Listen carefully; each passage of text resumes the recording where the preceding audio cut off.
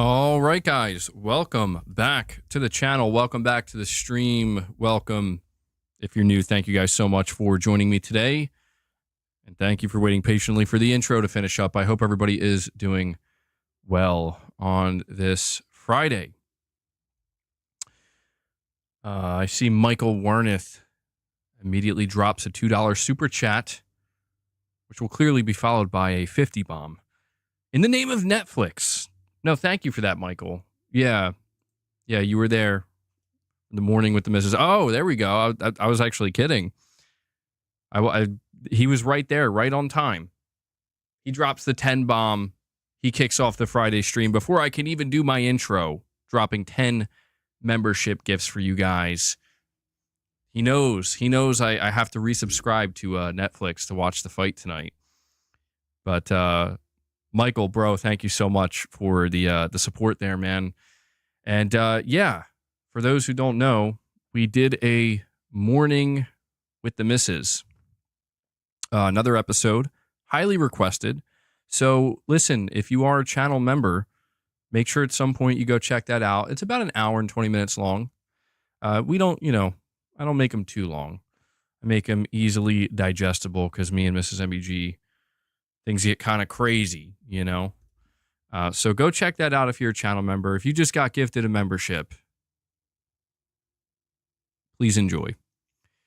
Have I seen any of those GTA 6 leaks? What leaks are you talking about, Kiyoshi?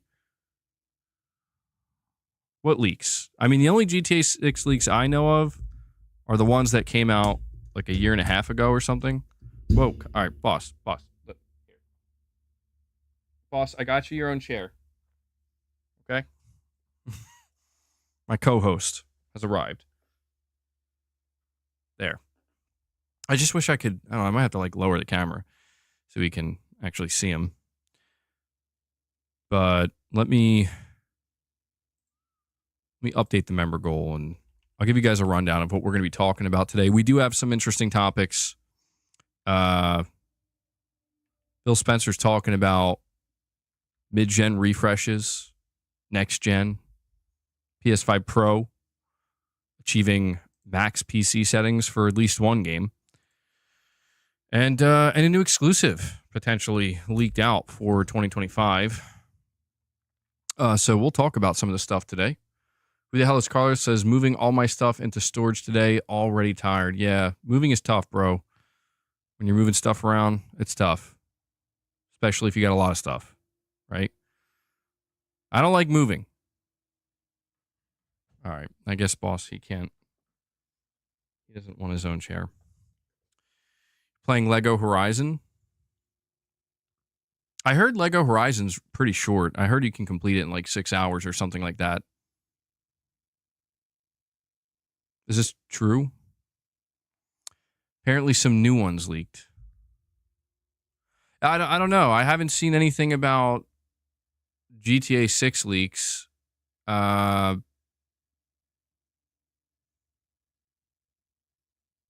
I'm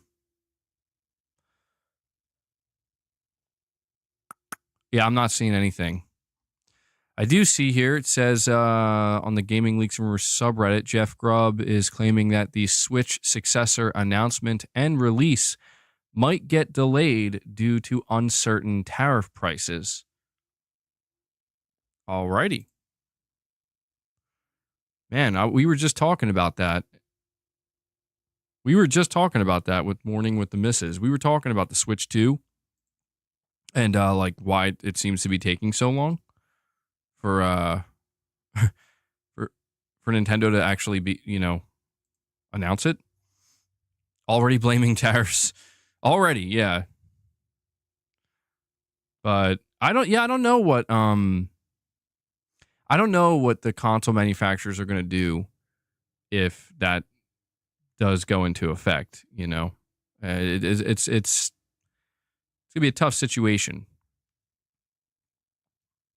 According to Moore's Law, the Switch 2 was ready to go since 2022. Wow.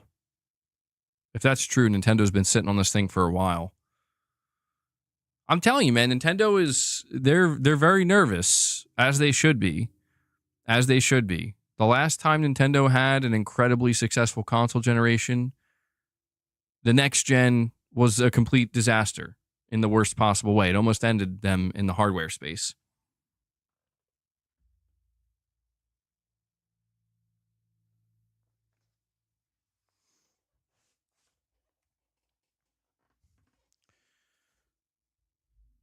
They're milking every last drop out of the Switch. I mean, yeah, can you blame them? They're like on the way to potentially... They're on the way to outselling the PlayStation 2, which is insane to think. They're about 9 million away, so I could kind of understand why they're trying to milk it for all it's worth. But yeah, I'm interested in seeing the Switch 2, but when that's going to happen is anybody's guess at this point, it seems. Even Nintendo isn't really sure when exactly they want to reveal it. But what they do know is that they have to nail it. They have to get it right. If they don't get it right, there's going to be some pretty serious consequences potentially. Yeah. Got to get Boss fully in the frame there, you know? What's up, Mini Tom Official? I'm doing well. Thank you for asking. All right. Well, today we have some new topics to go over and discuss once again. And before we get into these topics, I want to thank you guys again for tuning in. Shout out to those of you who can't catch the streams live but still watch them anyway. Really appreciate that. Do me a favor, hit that like button. If you want to help the stream, if you want to just contribute in any way, the easiest way possible, hit that like button. It helps more than you know. Help get some new people in. We've definitely been getting new viewers. We've been growing. You know, we've been getting some subscribers, and I've been noticing some new people in the streams as well. So continue to hit that like button. It definitely helps. Before we dive into these topics, a couple of ways you can help support the channel directly. Like I said, we just did a Morning with the Misses that is members-only content. Okay, and the members that do show up to that and do watch it seem to very much enjoy it. So if you want to gain access to members-only content, consider becoming a channel member.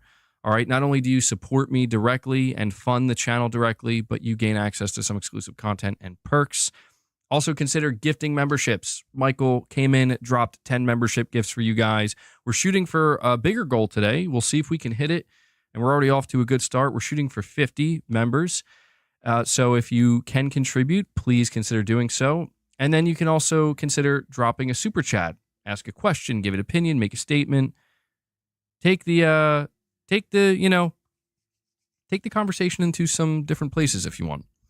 And there's a direct donation link at the top as well. So thank you to everybody who fan funds the channel and makes this possible. Really appreciate it.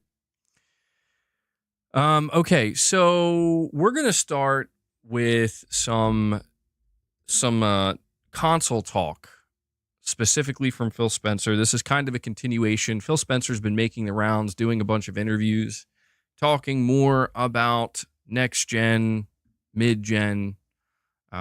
So starting here, WCCF Tech. Despite Microsoft's current strategy suggesting otherwise, it seems like Xbox hardware will continue to exist in the future, although it may not be what players have come to expect based on previous console generations. Speaking with Rolling Stone, Xbox head Phil Spencer commented on future hardware and the console market, highlighting how the console space is not growing across all systems. We love those customers, Phil Spencer added, but in terms of continuing to expand and grow Xbox, it's about PC, it's about cloud, and it's about making our games more available in more places. Still, Phil Spencer has no doubt that they will release more consoles and more devices in the future, adding that they are trying to expand the concept of what Xbox means and reach success with multiple pieces of hardware. Another not-so-veiled hint at the handheld system that has been confirmed to be in the works this week. When asked about mid-gen refresh systems like the PlayStation 5 Pro, the Xbox head made some interesting comments, implying his answer not only that a system that implying with his answer that not only is a system that is no longer needed. Hold on, what? I think there's a typo here. Implying in his answer not only that a system like that, okay, I read it wrong, is no longer needed, but also that they may approach future hardware in very different ways than before. The company thinks about hardware that can create unique value for the players and the creators on their platform and does not need to make a mid-gen console for their own benefit, because obviously that's why Sony made a PS5 Pro. They only did it for their benefit. Surely nobody actually wants that, right? Because of the diminishing return developers are seeing with increased power and the related difficulty of showing such benefits over previous generation consoles, where the jump in resolution and image quality was way bigger. On mid-gen refresh consoles, the Xbox head is definitely on point. Well, this is just the article writer's opinion, which I'm not interested in that. But that's the first thing we're hearing from Phil Spencer. Second thing here. Let me see if I can find it. Hold on. All right. So this is once again covering the Rolling Stone interview. It seems like we're getting a little bit more context here. It says the new ad follows a shift to cloud gaming over the recent years, making it easy for anyone with a good internet connection to play its games on any screen. In a recent interview with Rolling Stone, Phil Spencer reaffirms this direction while trying to massage any fears that consoles would be abandoned. We'll definitely do more consoles in the future and other devices. He's aware of the console's legacy, but also has a vision for its future. It literally was a box when it first launched. It was the direct Xbox, Spencer remembers. What it's grown into now is more accessibility. Xbox is not just one device. Xbox is on your smart TV. Xbox is on your PC. Xbox is on your phone, and we're in the middle of that transition. While you may just want to be able to buy a console and play cool games on it, Spencer notes that today's largest games are bigger than any of the individual platforms. Microsoft owns Minecraft, The Elder Scrolls, and now Call of Duty, so naturally, it will want to have as many paying gamers playing them as possible. Spencer also appears to have taken a swing at Sony, remarking, quote, "We think about hardware that can create unique value for our players or creators on our platform. We don't need to do incremental hardware for our own benefit," end quote. The quote continues actually by saying, "Does a new device really give you a unique experience on screen in some way?" he asks. Less like the old days, going from the original Xbox to 360, that was standard definition to high definition. Now it's harder to show the benefits. So this is something that Phil Spencer came out and was talking about, basically saying, hey, we are going to still do a console, right? Maybe not the most surprising thing. This is something that Phil did, not Phil, but I think it was Sarah Bond who actually confirmed this. But it's interesting to think that Microsoft is going full tilt now into this new direction, to a point now where they're actually even trying to maybe, again, we discussed this a little bit yesterday, but maybe not so subtly nudge at the idea that we really don't need a mid-gen refresh, right? We don't need it. And it's interesting. It's interesting to see that. Josh, you're saying, MBG, my theory is that Microsoft wants to rebrand Xbox to focus on the system software experience, which is actually right in their wheelhouse. It does seem that way, Josh. And that would be, I guess, yeah, the smartest thing for them to do, because they are, at the end of the day, a software company. We did have an extensive conversation, and I'm not going to rehash that conversation. I don't want to just repeat literally what I said yesterday, but we did have an extensive conversation about the direction that Microsoft is going in versus the direction that Sony's going in. And this is a perpetual topic, and it will likely remain that way for quite some time. But I would say the big takeaway here is that, and this is where I do think certain shots are being taken. Phil Spencer in this interview completely downplays the PS5 Pro by basically saying what a lot of other people have said, which is, you can't really see the differences, or it's a lot harder to show the differences. And he specifically says, and this is the part that I think is interesting, he says, we're not going to create hardware that's specifically for our benefit. Again, I don't mean to be this hypercritical of the things that Phil Spencer says, but it's hard not to be when I know the Xbox fan base. Phil Spencer seems to be kind of backing up this notion that I've seen projected from a certain portion of the hardcore Xbox fan base recently, which is, I'm glad Microsoft didn't do a mid-gen refresh. Right? The PS5 Pro is a complete disappointment. Very underwhelming. Why would anybody buy that? Microsoft made the smarter move.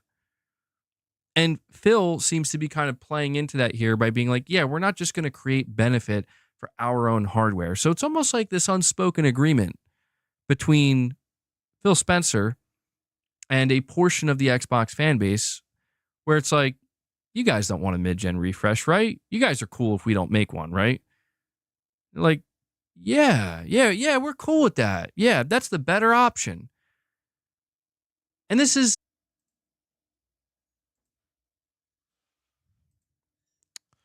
Are we good? I think we're good.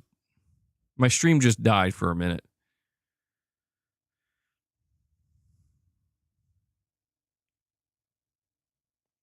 You guys let me know when we're good.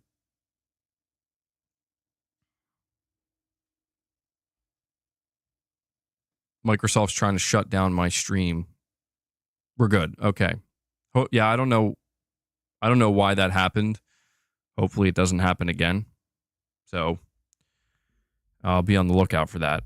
But anyway, what I was trying to say is we're seeing this kind of dichotomy between two console manufacturers, where one console manufacturer is out here saying, hey, we created the world's most powerful console, and it's also the first console that's going to have an AI upscaler and that type of technology in it. And it's also going to be premium. It's going to be very expensive because of that, but it's also going to be optional. The general reaction is, ew, we don't want that. Sony, you greedy pigs. What is wrong with you? Why would you do this? That's the general reaction we've seen. Microsoft, they actually come out and they say, you know what?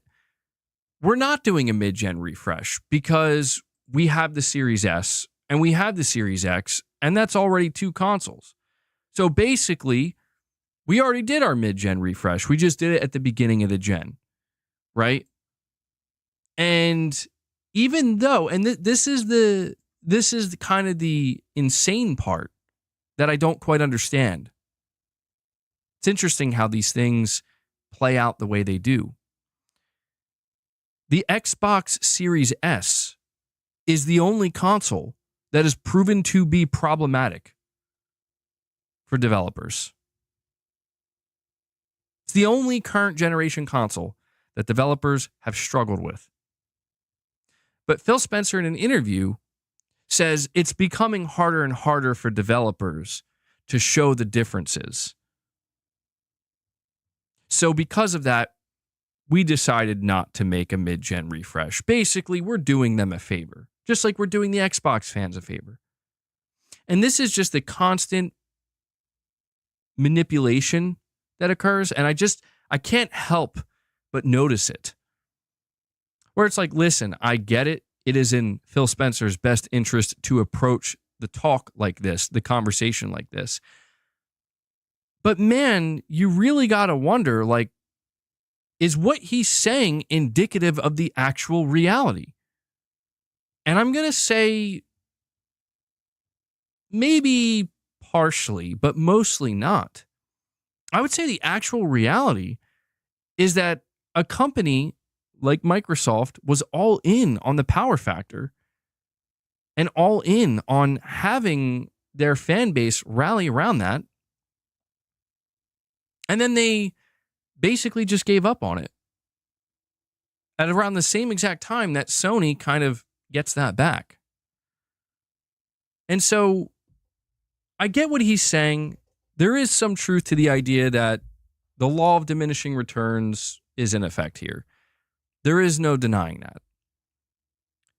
But I just can't help but wonder what type of unique experiences Phil is alluding to here, because that's the whole thing, right? They don't want to create hardware just for their benefit. They feel like there has to be something more to it. Well, I guess we'll wait and see. Remember mesh shaders? I remember, dude. I remember the whole thing. The technology inside of the Xbox Series X was hyped to the moon and back, and literally nothing was done with it. Nothing. Meanwhile, the same people who are hyping that technology to the moon and back are out here telling you that, man, the PS5 Pro is a worthless piece of junk and a scam, even though the technology is already being leveraged, and it's the early days of it being leveraged. It's strange. It's strange how these things work. What is strange is how we've gotten to this place. That's what's strange to me. But that's the nature of it. You know, we have two different companies operating very differently. Sony is not out here trying to convince anybody that they need a PS5 Pro. And that's the irony of it. Sony's not out here aggressively pushing the Pro. They're just marketing it pretty low key overall. Here's a couple of trailers, and we're going to give a couple games to Digital Foundry to analyze, and there you go.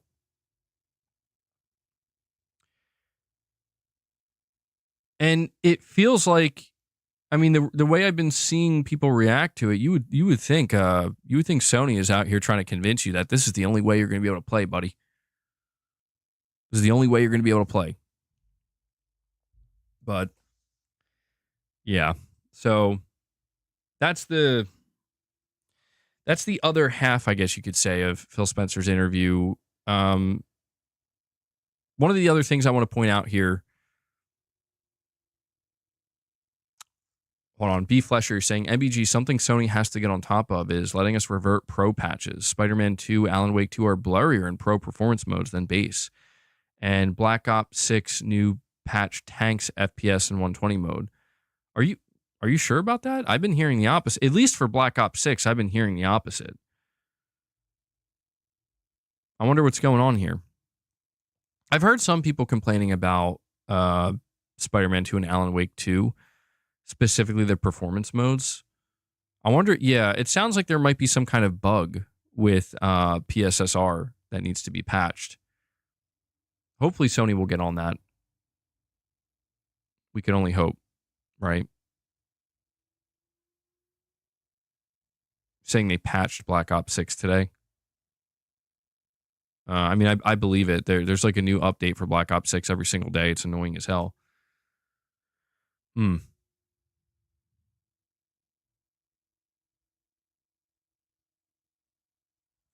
Yeah, Michael, I mean, they normally let you.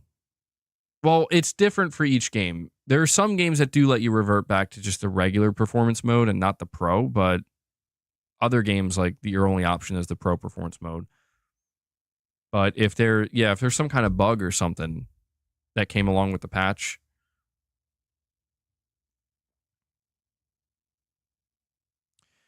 well,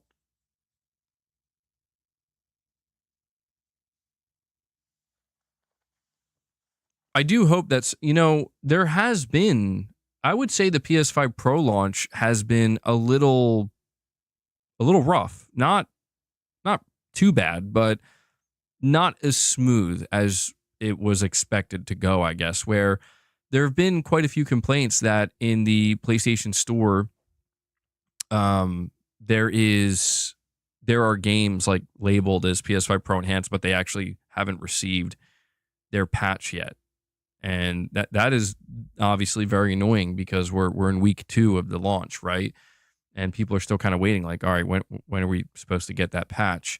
Some developers are not clearly outlining, like,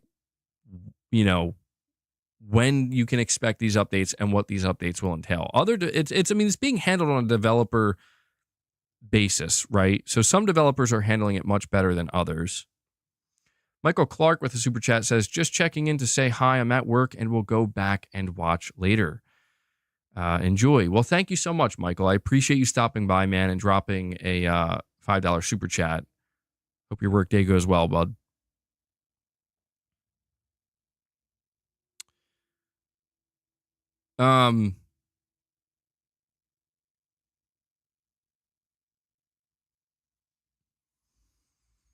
Yeah, well, it's funny because it seems like it depends on what games you're playing and what games you were looking forward to playing on your PS5 Pro at launch. That seems to be the determining factor. Like, for example, I think, if I'm not mistaken, I think Black Ops 6 just got its PS5 Pro patch. And, people were like wondering about it all week long. Like, is it enhanced or not? Like, what's going on?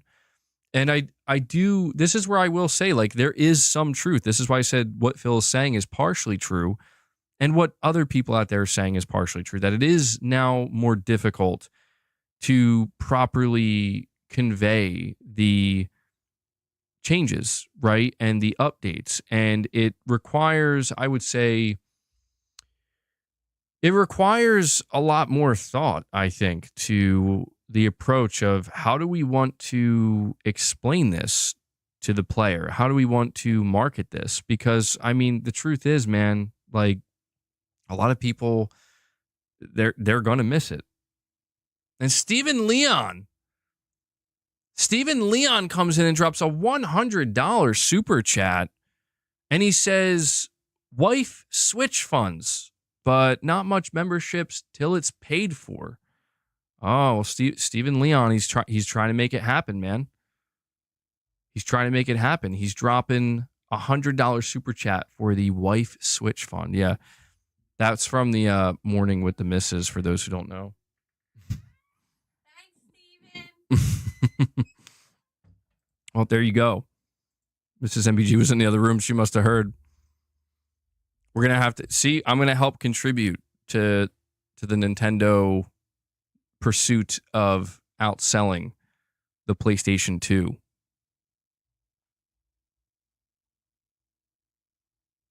Steven, thank you so much for that. And I did miss a $2 super chat from Perfect Image. I'm sorry, buddy. He says Xbox had first priority chips. Why are they losing?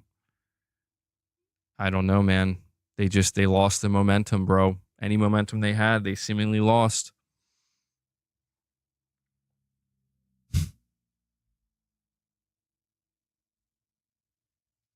Yeah. We'll have to get on that and get we'll have to get Mrs. MBG her Switch. She does have a Switch Lite, but it's not holding up too well. And she was saying she wants to get a regular Switch.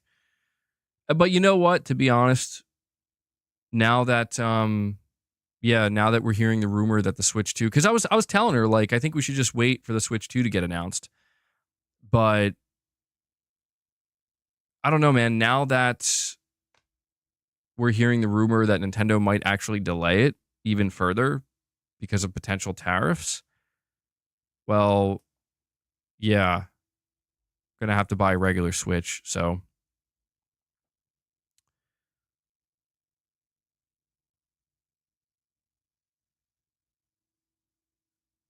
Lone Wolf Gamer says, MBG, remember Xbox is number one since everything is an Xbox. Yeah, the Switch 2, or the Switch is an Xbox. Yes. Is this water bottle an Xbox? I wonder if they expected that with the marketing campaign. They're like, it's going to be funny. Everybody's going to be calling everything an Xbox. It's genius.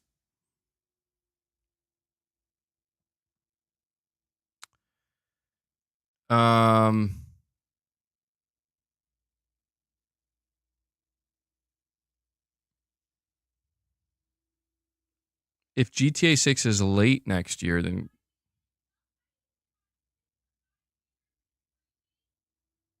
Titus, yeah, Mrs. MBG's had a Switch for like 5 years, and it's like breaking, or I don't know. It's just like not. It's It's not very healthy. It's in critical condition, man. Is my wife an Xbox? According to Microsoft, yes. The PS5 Pro is not running games at max PC settings. Stop lying. I'm not lying. I'm not the one saying that. We're going to talk about that in a moment. A developer, actually, who has enhanced their game for the PS5 Pro they're claiming that they got the game running at the equivalent of max PC settings on the Pro. So it's not me saying that. We're going to go over that. That is the next topic in line.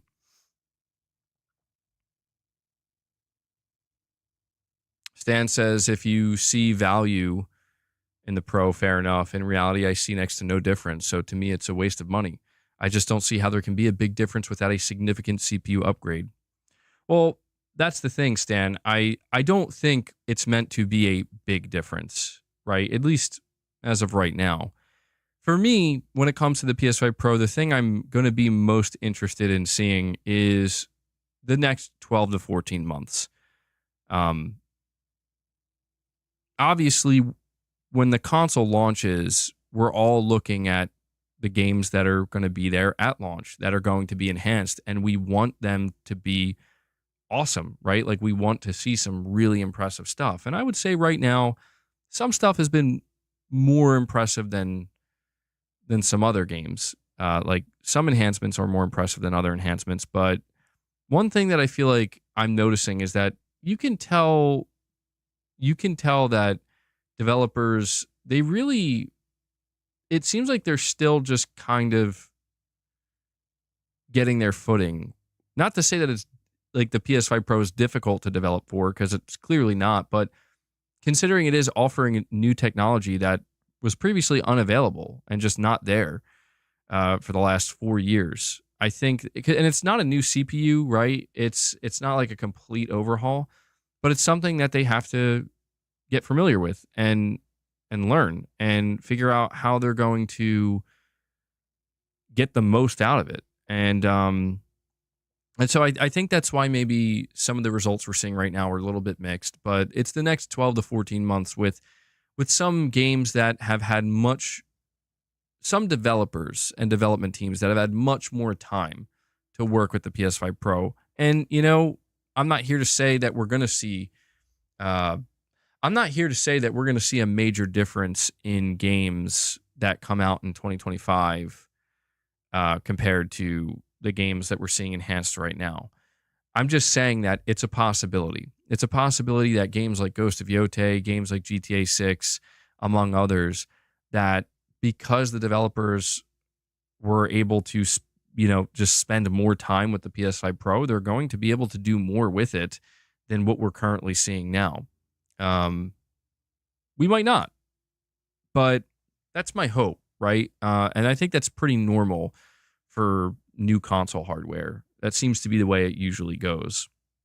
And this is the first console hardware that, again, is offering that AI upscaling technology.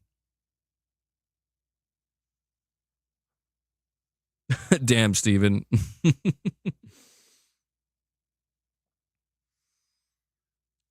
The Genius 200 says, will Xbox buy a PS5 now since it's an Xbox? I don't know, man. I mean, I don't think it can be understated, Genius, that two significant things have occurred. Microsoft came out and they said, listen, nothing's off limits when it comes to the games we will put on PlayStation. And the second thing is they followed that up by saying pretty much every device is now an Xbox. So, I mean, the day is going to come, seemingly. I don't know when this day is going to be. It could be in the next year. It could be in the next 3 years. But it seems like it's coming sooner rather than later. The day is going to come where if somebody chooses actively to buy an Xbox over a PlayStation or a Switch 2, but we'll just stick with PlayStation for now, they're doing so basically saying, like, I want less games to play. And listen, I know that sounds like, well, aren't console players doing that if they're foregoing PC? I'm not saying there's anything wrong with doing that, but it's just that when you look at the games that you're going to be foregoing, right? It's Naughty Dog's next game. It's Ghost of Yotei. It's, Wolverine. It's future titles from like Bluepoint and PlayStation Studios in general. It's basically just going to be the active decision that I'm not interested in any of those games or any potential timed exclusives or second and third party exclusives that Sony might get, right? You're going to have to make this decision where it's like, yeah, I could play these Xbox games on PlayStation because they're available there now, but I don't want to because I'm not interested in the games that PlayStation is going to have on their platform. So I guess what I'm trying to say is the day is going to come where the only people who are buying Xbox consoles earnestly are the people who really do just like Xbox. I mean, that's it. They like third-party games and they like Xbox games, and that's it.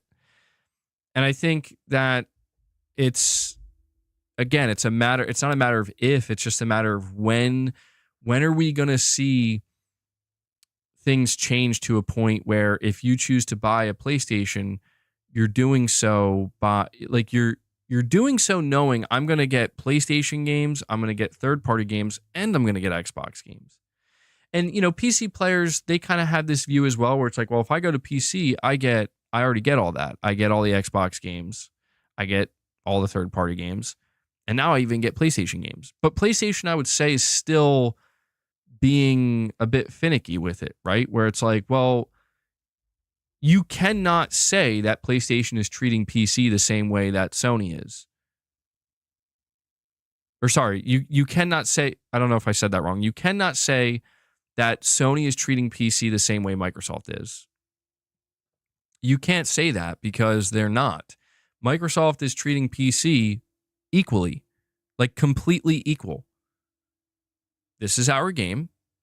When it releases on this date, it will release on our Xbox console and it will also release on PC. Sony is not doing that. Sony is saying, this is our game. On this release date, it's going to release just on the PS5. And then at some point in the future, it will release on PC. There is a difference, like a big difference there. And the big difference there is if you're somebody who wants all of your games on PC, Sony's still making you wait. And if that's not a problem, that's not a problem, but that is a fact. Sony is still making you wait, at least for their single-player games. When it comes to live service, games like Helldivers 2 and upcoming games like Marathon, you won't have to wait. So there is that. But when it comes to like Wolverine, unless Sony makes some kind of announcement, when it comes to Wolverine, the message is going to be if you want to play Wolverine when it comes out, you're going to have to buy a PlayStation 5.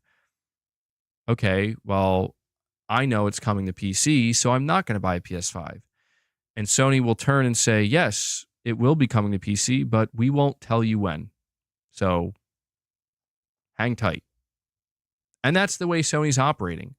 And I do think that does make a big difference, at least for some people. How big of a difference that will make in the coming years? Well, I don't know. I feel like it's kind of going to be the same. I mean, the whole thing here is when Sony decided to start putting their games on PC, there was this whole idea that, well, this is going to hurt PS5 sales. Like, this is going to hurt console sales. And here's what's crazy to think. You ready?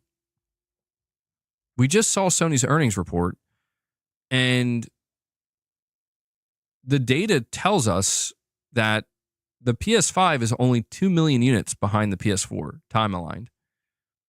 During the PS4 generation, Sony didn't release like pretty much anything on PC. They were not actively putting games on PC. They were not putting their back catalog of games on PC or new games. And they sold like 117, 120, give or take, 117, 120 million consoles.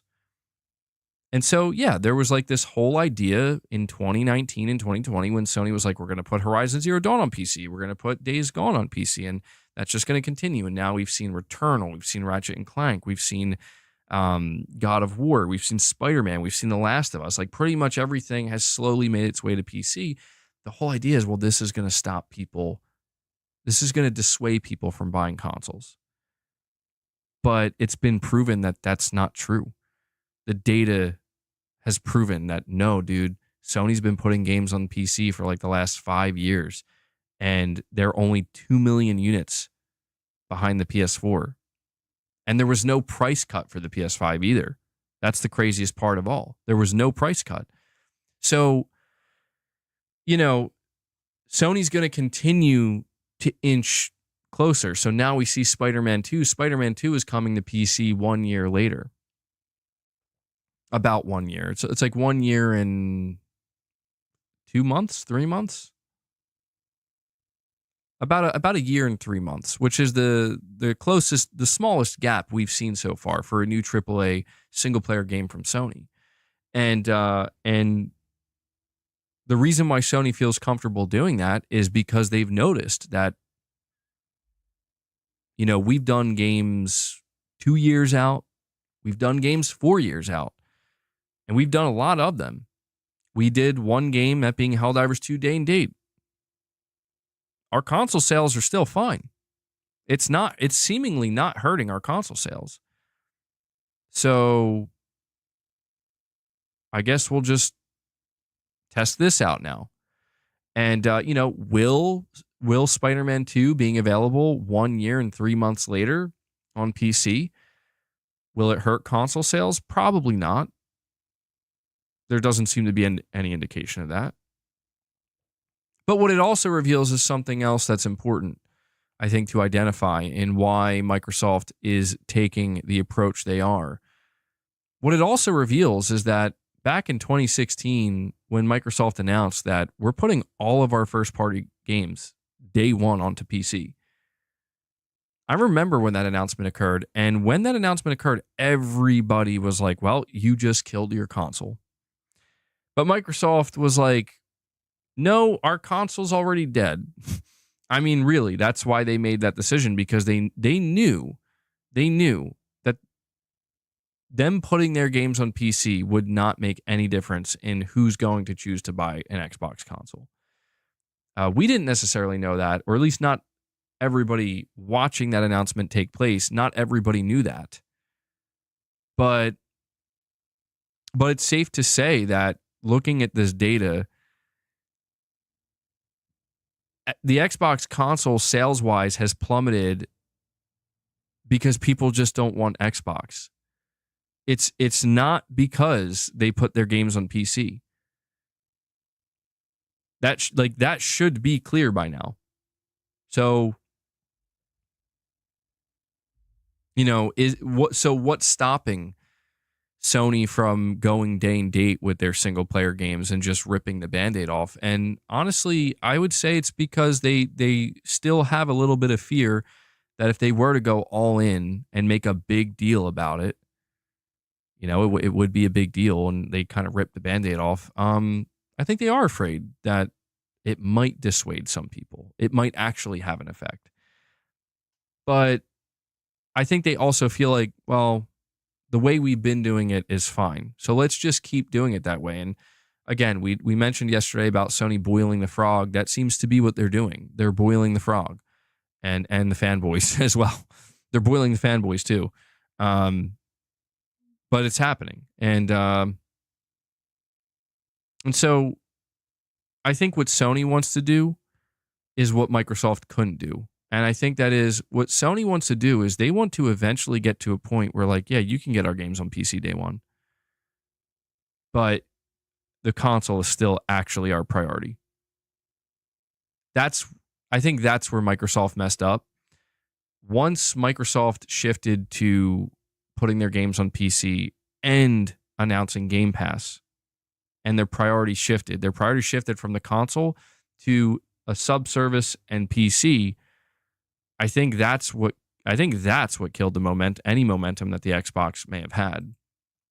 And I think if you see Sony eventually go day and date with all of their games, they're not going to do that. They're not going to say, well, now PlayStation Plus is more of a priority than the console. They're not going to indicate to you that PC is more of a priority than their own console. They will still prioritize their own console. And in doing so, the message will be clear that this is the main way we expect you to play PlayStation games.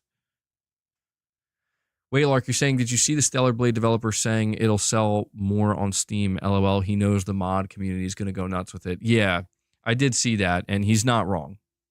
He's not wrong. That game's going to rake in the sales on PC, bro. Absolutely.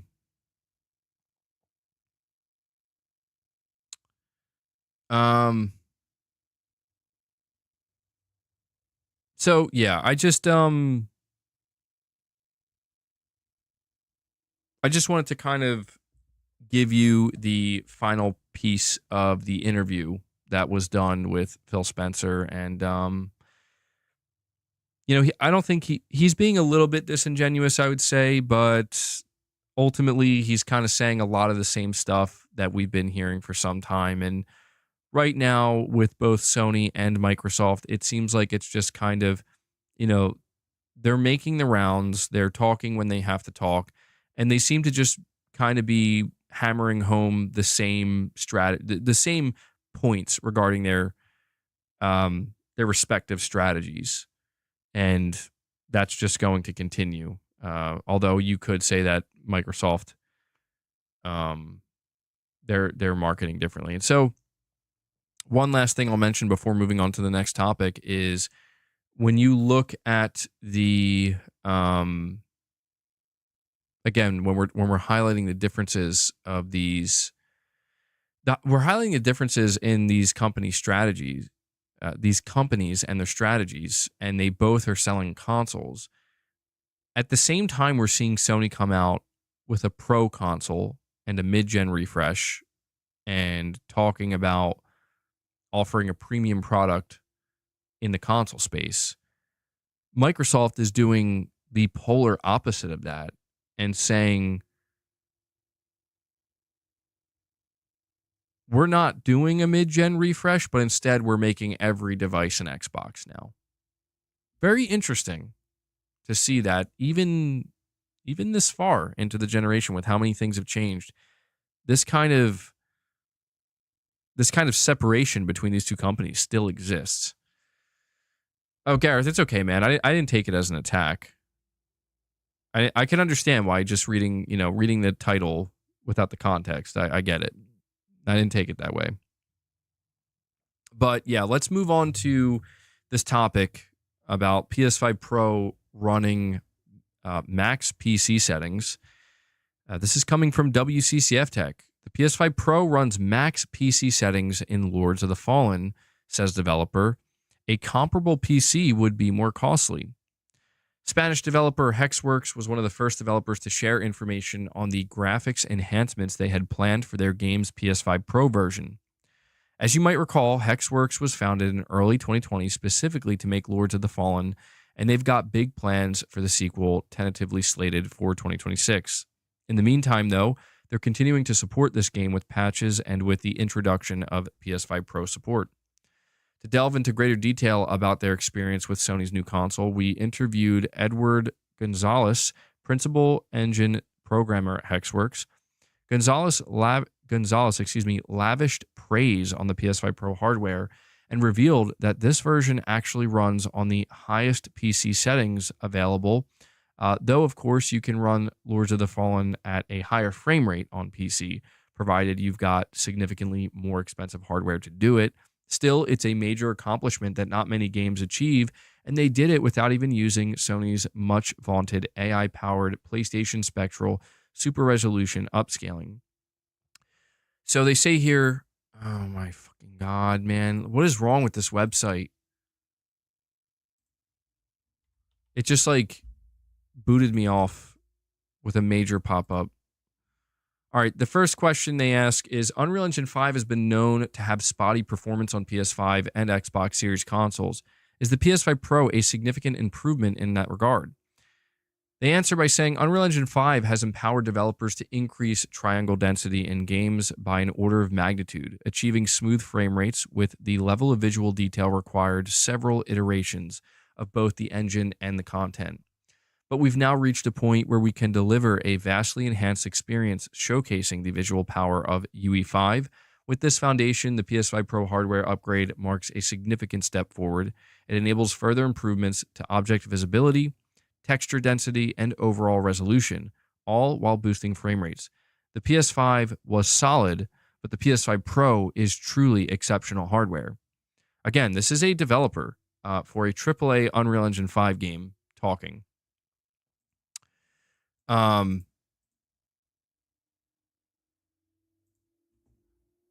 We have, oh, hold on.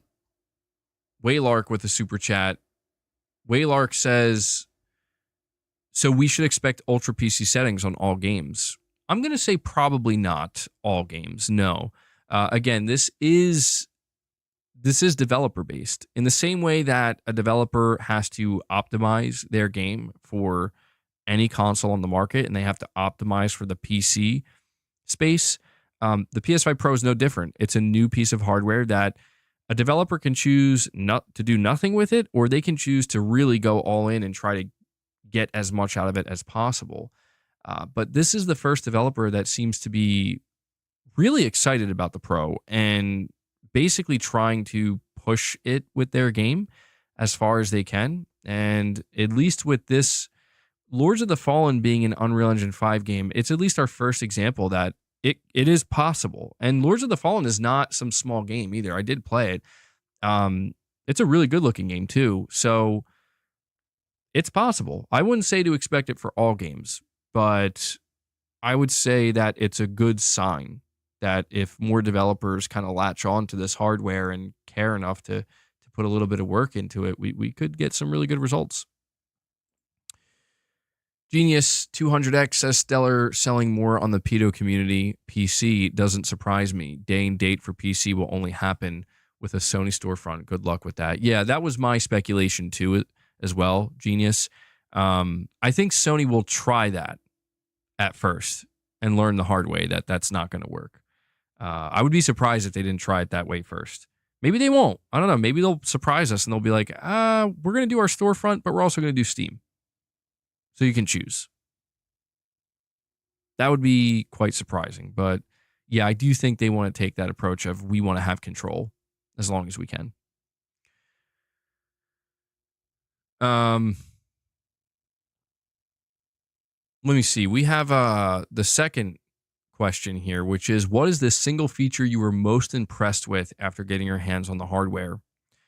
The developer answers by saying, the PS5 Pro enhances the PS5 base model in every aspect: a faster GPU, quicker CPU, upgraded ray tracing units, additional memory, and custom machine learning hardware. If we had to highlight a single standout feature, it would be the GPU, which belongs to a hardware generation beyond the original. So interesting.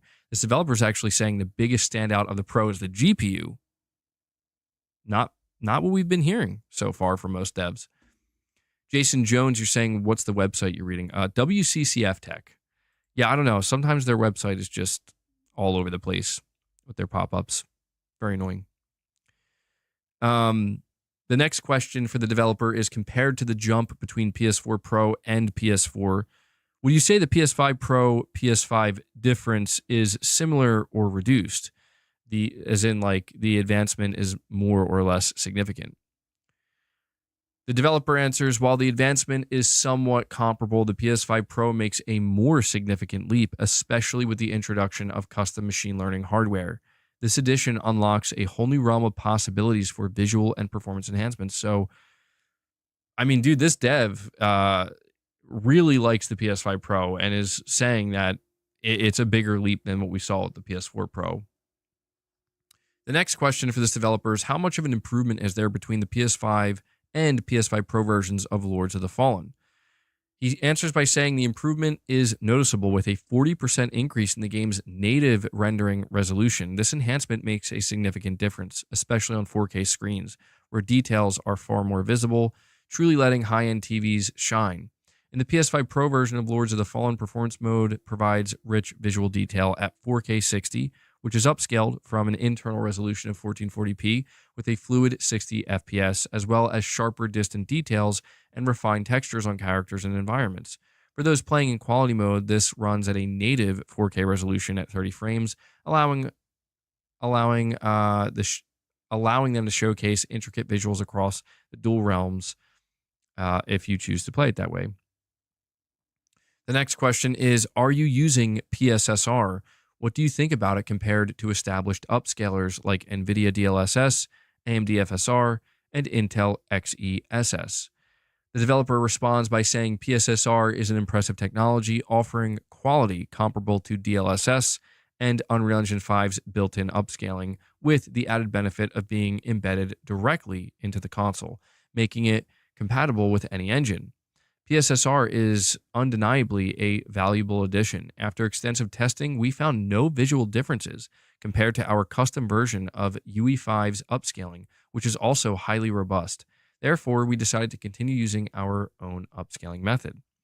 So, a lot of praise for PSSR, but choosing to just stick with what they've already done here. The next question is, how does the PS5 Pro version stack with the maxed out PC game? Will the PS5 Pro version feature the highest graphic settings available on PC? The developer answers by saying the game indeed utilizes the highest graphic settings available on PC. As I touched upon earlier, players can select between two graphics modes, performance mode and quality mode. Performance mode is optimized for a smooth experience, while quality mode focuses on delivering the sharpest visuals. The primary distinction between these modes is the native rendering resolution, which dynamically adjusts to meet target frame rates. 60 FPS for performance mode and 30 FPS for quality mode. In short, you'll enjoy top-tier PC graphics on the PS5 Pro, but you will need to choose between 4K 30, like a native 4K 30, or the upscaled 4K at 60 FPS. So it does seem like, we continue to see, I would say, the Achilles heel of, if you want to call it that, of the PS5 Pro, which is in order for when the PS5 Pro tries to max out, I mean like max out, right? Like you're going to get native 4K, you're going to get the highest possible settings, like max settings at 60 FPS, maybe with ray tracing. The Pro cannot handle that, and it shouldn't be able to handle that. That's where you do see the limitations of this is a console and not a $1,500 PC. You do see those limitations. The next question, and I think this is the final question, is the big controversy about Sony's new console is pricing. Based on the hardware, is it fair or excessive? The developer responds by saying building a PC with comparable components, GPU, CPU, memory, and SSD, at a similar quality level would be significantly more costly. So it's great to see Sony is bringing this high-end hardware to a wider audience. Rest assured, our game runs great on the standard PS5, so if the Pro is out of your budget, you will still be able to enjoy Lords of the Fallen, but if you do have the extra budget, the Pro truly elevates the experience. So there you go. I mean, they should hire this guy. Sony, hire this man. He loves the Pro, and he's marketing it well. But yeah, I mean, again, this is why I value these interviews. I will say WCCF Tech has been doing a pretty good job interviewing developers that are working with the PS5 Pro, and they're all saying not the exact same thing, but very similar things. One of the things that they all are saying and they all agree on is when you compare what this console's offering to PC, you will not be able to get a PC that can perform what the PS5 does or the PS5 Pro does. You will not be able to get that at the same price point. You will have to pay more. And this developer says significantly more. Jason Jones, you're saying as time goes by, PSSR will get better. This is the beta. Yeah, that's true as well. This is the earliest version of PSSR, and it does seem to have some kinks that need to be ironed out. It doesn't seem like every single game that's using it's not perfected yet, right? So we're going to see. That's why I was saying, like, it's going to be really interesting to see, like, what are developers doing with PSSR a year from now. That's going to be fun to watch. But yeah, man, it's interesting to get this insight from this dev, because I mean, you know, I'm subjected to, well, I say I'm subjected, like it's not willing. Like, I subject myself to all the different opinions of so many people on the internet and so many different YouTubers and whatnot.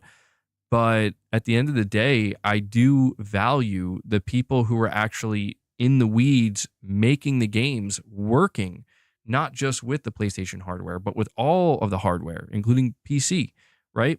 I do value what they have to say most about this console, because they're the ones that would know. They're the ones that would know better than anybody.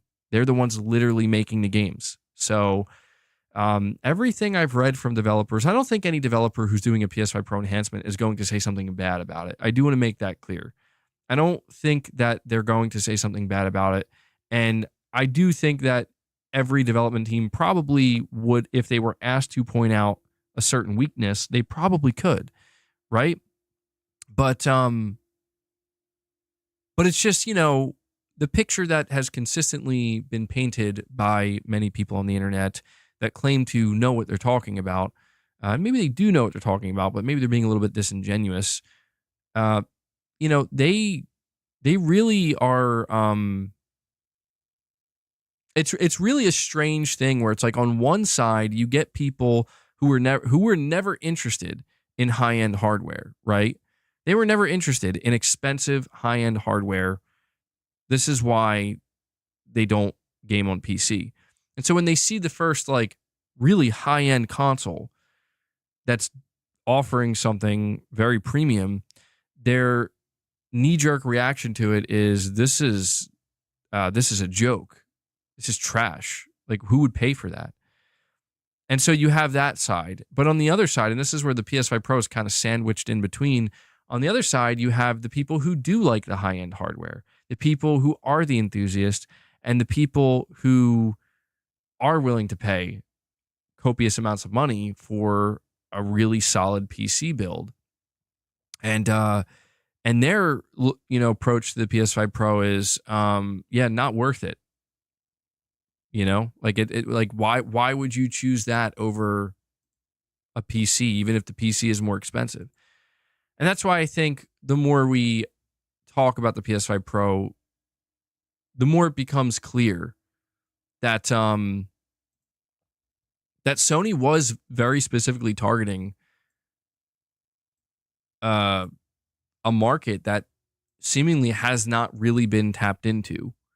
And that market is the person who does have some kind of appreciation for higher end hardware and cutting edge technology, right? Or would be deemed cutting edge technology in the console space. The person that does want that, but doesn't care about it enough to go invest in PC for it. And it seems, based off of the early data we're seeing for the PS5 Pro, that audience, it seems like Sony maybe made a good bet here, because that audience does seemingly exist. And I still see people, when they're talking about the Pro, there's still a lot of, I think, misunderstanding about the Pro that kind of is making its way.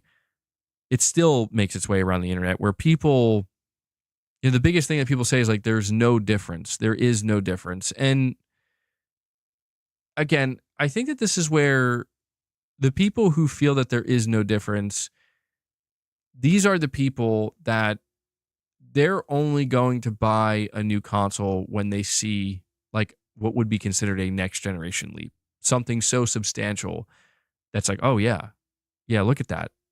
Now that's new. That's next gen. That is demonstrably better. And those people are not going to care or be able to appreciate something like the Pro, where, yeah, you are going to see diminishing returns here naturally, but that doesn't mean it's not doing something impressive, right? And that doesn't mean there aren't differences. It just means you have to have an eye for it. And so that's why I think the Pro, it fits this, it's sitting in the perfect spot, I think, where if you are that person who can see the difference, or you are that person who can appreciate these things and notice them, I think the Pro will probably end up being worth it for you, if you do enjoy the gaming in the console space and you can afford it. But I also think that, and this is something I've maintained, that if you don't really see these things, and these are things you don't really notice or pay attention to, and you've always kind of wondered, like, why would somebody pay $400 for a new graphics card just to get, like a couple extra pixels and a couple extra frames? Yeah, of course the Pro is not going to appeal to you. Like, why would it? It's totally not something you're going to benefit from. So, yeah. Interesting stuff there. Lords of the Fallen, max PC settings if you want to play it in the quality mode. Final Fantasy Rebirth from 1080 to 4K with a stable 60 godsend. Yeah, Rebirth. Everybody seems to be saying that Rebirth is the game that benefited the most from the Pro, like by far. We have, let me guess. Is it Rich Rod? Yep. We have Rich Rod, and he says, what new exclusive? Hopefully not a Kojima game. That POS backstabber. I hope Death Stranding 2 flops. You go broke and can't feed your cats. Childless cat lady. Bro, did you just call Kojima a childish cat lady? A childless cat lady? What? Rich Rod. My God, man. But Rich, I will answer your question. That's actually the next topic. What exclusive am I talking about? A new PS5 exclusive for 2025. Well, we do have a report to go over here. Well, actually, yeah, okay. So a PlayStation Studios job listing may be hinting at one of the PS5 exclusives set to release in the latter half of 2025. A fan spotted an internship opportunity at Guerrilla Games, which is oddly specific and suggests that a Horizon title, possibly the multiplayer game, is actually scheduled to release in 2025. This was spotted by Jor Raptor. The job ad in question is for a release QA intern. So an intern that is only going to be there for the release of a product, who will acquire both theoretical knowledge and practical experience to ensure the game is prepared for launch. What's more is that the internship is specifically for the first half of 2025. Based on this, we can deduce that Guerrilla Games has something planned for the second half of 2025 at the earliest. The studio is reportedly working on multiple projects, but it's the Horizon multiplayer game that's the most likely title for this internship. We have let me see here, a $10 direct donation as well from Blackspeed2X. And he says, hi, MBG, I upgraded to PS5 Pro and Final Fantasy VII Rebirth. No regrets. You should watch the Linus PS5 Pro video. The only way to beat the Pro is with used parts, LOL. So just like the PS5. Yeah, I did see this video pop up on my feed, but just like the PS5, man. Just like the PS5, we need used parts to beat the Pro. Well, I do hope you're enjoying your PS5 Pro, man. And yeah, I would say no regrets as of right now. It's like I said, I think anybody choosing to buy the PS5 Pro is fully aware that you're not just doing so for the immediate results that you're going to get right now. That's part of it, but it's also what you're going to look forward to in the coming months and in the coming years. I do think that matters a lot to people. It's kind of not much different than when you invest in a new console at the beginning of a generation. Like you're doing so also knowing that the best is yet to come, right? That's also why they say it's okay to wait too. If you wait, you get maybe even more value at one time whenever you do decide to invest. So thank you for the direct donation, Blackspeed2X. I do appreciate it. And so when it comes to this exclusive game, guys, what are we thinking here? How are we feeling about this Horizon multiplayer game? And more specifically, how are we feeling about the idea of this being another game that's going to be lined up for Sony to release in 2025? My feelings on this are it makes a lot of sense. And I think it's just going to help round out Sony's lineup for 2025. I have seen people, not many, but some people basically saying that Sony doesn't have a lineup right now. When GTA 6 launches, the Pro will sell out. I think it will. Yeah. I have seen some people basically saying that Sony doesn't have a lineup for 2025. And granted, they don't have specific dates, but they do have a lineup. Right now, that lineup is looking like Death Stranding 2. Rich Rod's going to have a heart attack because I said that. Death Stranding 2, Ghost of Yote, and Marathon. Now, that may not seem like a whole lot, but when you consider the scale of these games, I'd say that's pretty good. But we've also heard rumblings that actually there's more that Sony has, but they haven't actually revealed them yet or, showed them off. And this Guerrilla Games Horizon multiplayer title actually, I think, fits that perfectly. I think it fits in there perfectly. Okay, you're saying as someone who games solely on PC with a 4090, the Pro is genuinely a good value for the tech and performance within. Well, there you go. And I think, that's really all it kind of boils down to, right? Is if you're somebody who knows you want the absolute best of the best, you do go with PC. But I think a lot of PC players can identify some of the value that the Pro offers. But I do think that there are people who take the Pro, right? They take it a little too far, where they're like, the Pro is absolutely makes every other platform completely useless and, pointless to invest in at all. And I'm like, well, I don't know. I don't think it's all that.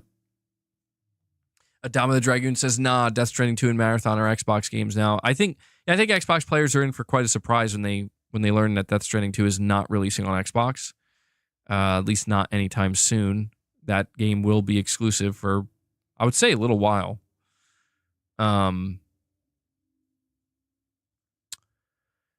But yeah, man, I feel like this Guerrilla Games multiplayer title, I think it has the potential to be one of Sony's more successful live service games. It's not going to beat Helldivers 2. Nothing is going to beat Helldivers 2. So we're not going to compare it to that. But if we talk about Sony releasing a live service game that can just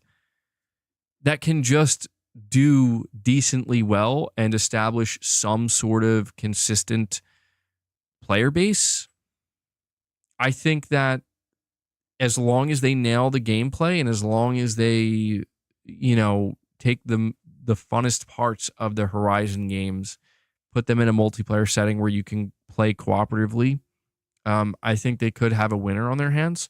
But there's still so much we don't know about it.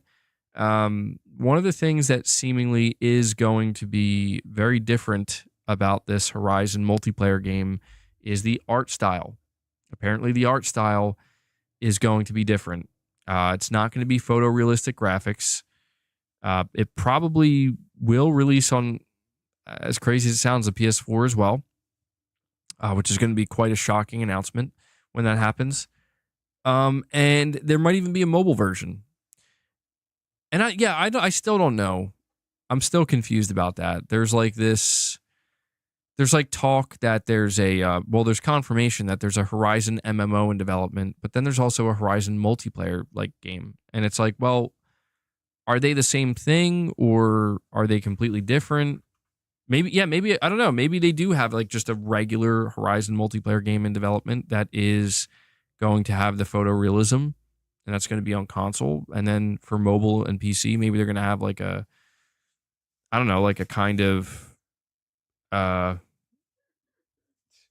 kind of MMO type game. possible. But this could absolutely be another game that Sony is planning to launch in 2025, and it would be interesting. I mean, two AAA single player blockbusters and two bigger live service games. I wonder how that would play out for Sony. Maybe the way Sony will do it is maybe it'll be like the first half of the year is Marathon and Death Stranding 2, and the second half of the year is going to be Horizon multiplayer and Ghost of Yotei. Maybe a game each quarter. That'd be interesting. Herman's unhealthy obsession. Herman is unhealthily obsessed with his creation.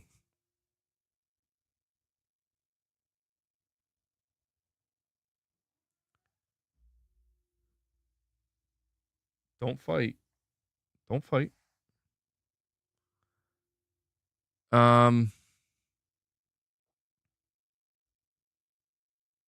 Otacon, you're saying you can't wait for Death Stranding 2. That's going to be your game of the year. I'm really excited for Death Stranding 2 as well. I say, man, Rich Rod's straight up doing like raps or songs. He's doing a whole song. Oh man.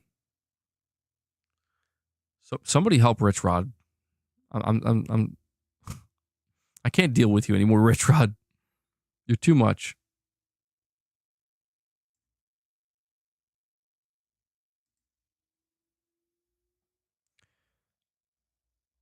All right. Let's see. I think I have.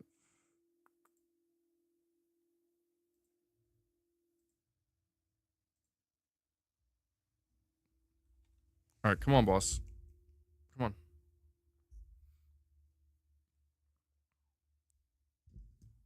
Don't. Just stop. You can't do that.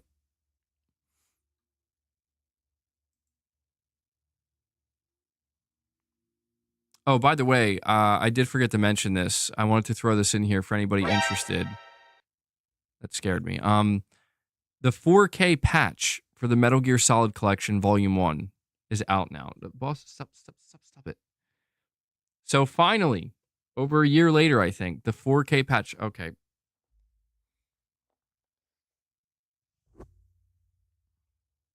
I got to put him on this side. So I'll stop trying to chew it. Black Speed 2X with another $2 direct donation. Thank you, Black Speed. He says, I think Monster Hunter Wilds will be a good test for the Pro. What do you think? Yeah, I think it'll be a pretty good test. Monster Hunter Wilds seems to be struggling a lot across the board.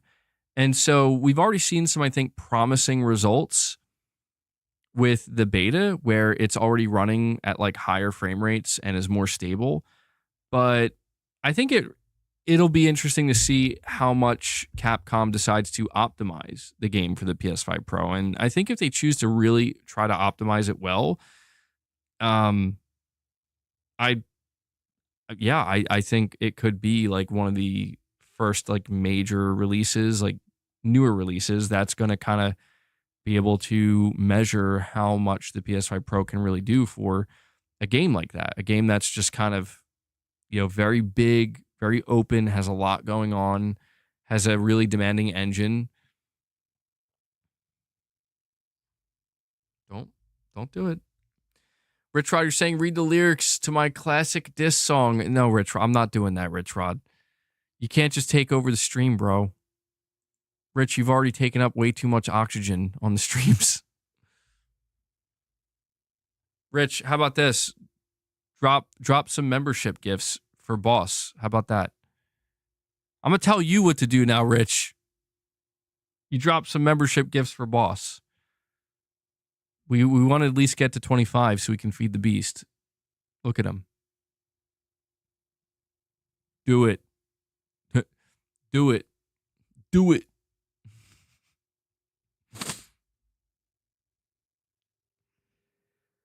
Oh, he did it. All right, Rich. All right. Well, all right. Touche. He did it. I didn't think you would. Rich is like, I got you, bro. He did it. He did it, boss. He dropped a membership for you. All right, Rich. Because you dropped one membership gift, I'll read one verse. I'll read one verse. Verse 1. Just a house of cards, Metal Gear Solid. Yeah, that was your fame, but now you're just coasting on the weight of your name. Oh my God, you legit made a song, bro. Cutscene so long, I'm catching some Z's. Gameplay's a walk. Man, well, Rich, that's the best I can do for you right now, man. I'm not gonna read a whole ass song. You gotta respect the consistency. I mean, he straight up wrote a Kojima diss track, man. This man wrote a Kojima diss track. What is he doing? Here, boss. Go. Nope. Wrong way. Up here. Rich has got bars. Oh, man. Modern Shakespeare. Yep.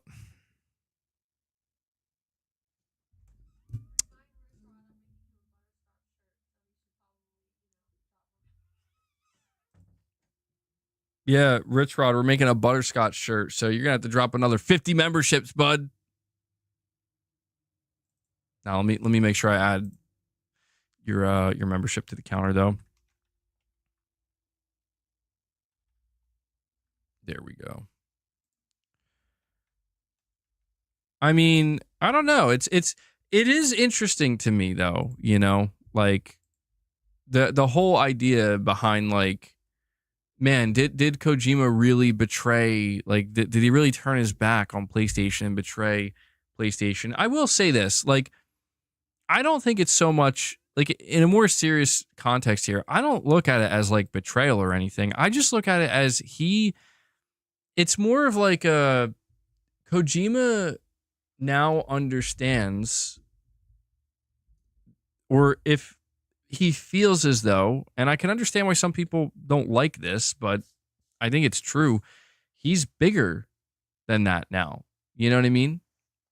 Like, he's bigger than that.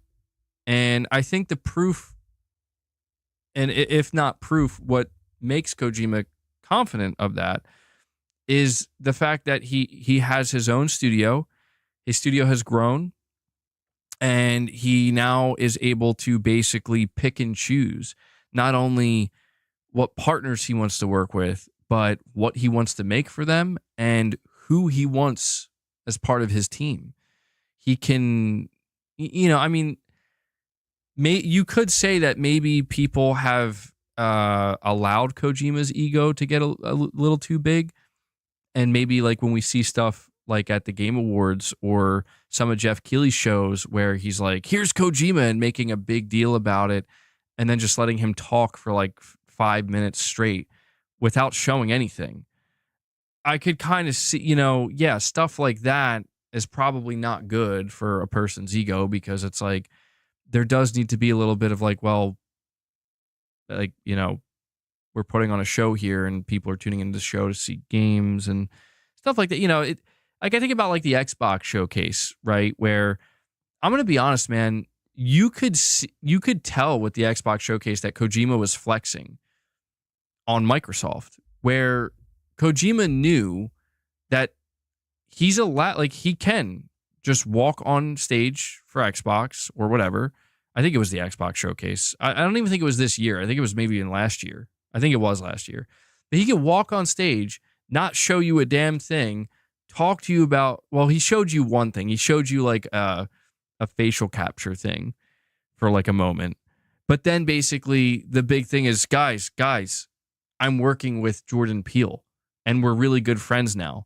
And we're actually talking, now we're talking to a bunch of other famous people and we're all becoming good friends. And I think we're making a game.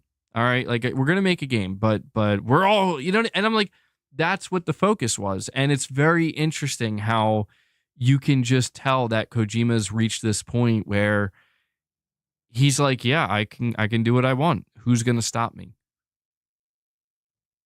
And I don't think he's arrogant, to be clear.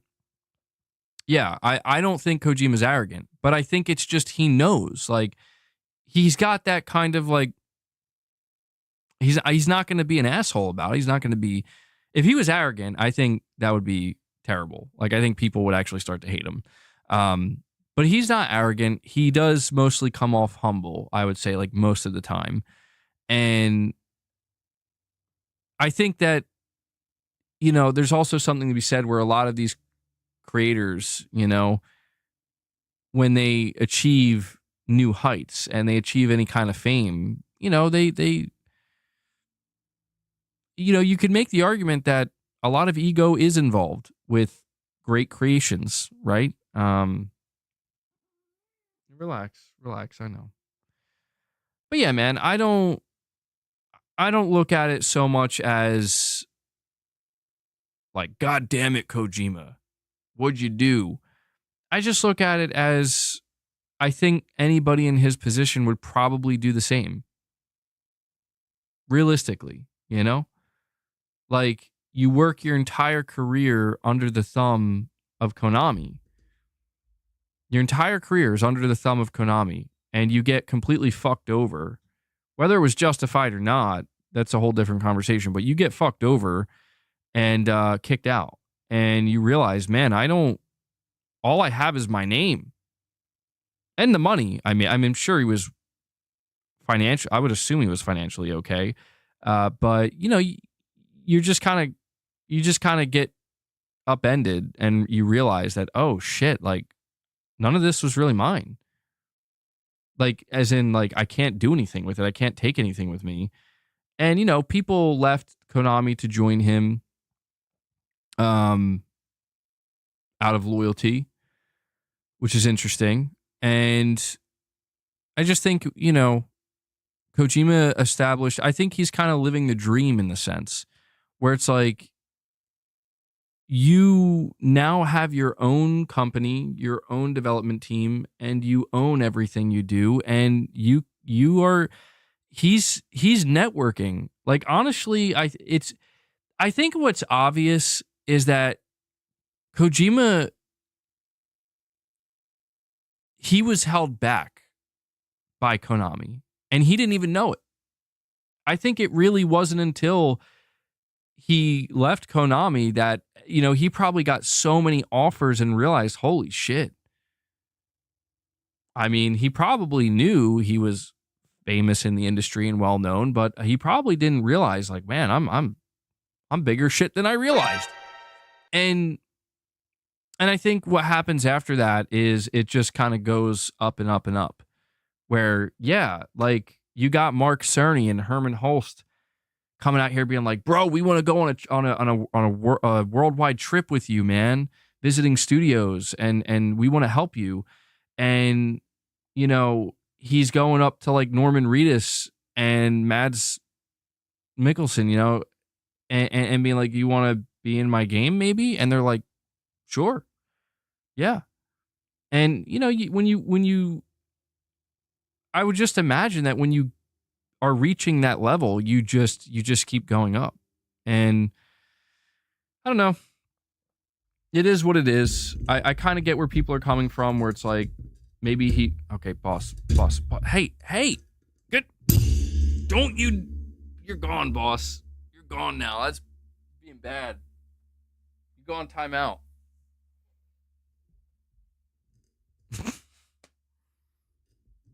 What a maniac. Rich Rod, you're saying here only PlayStation gamers would give his walking sim a shot. Xbox gamers would never have supported his game if it wasn't on Game Pass. Kojima Productions is nothing without PlayStation.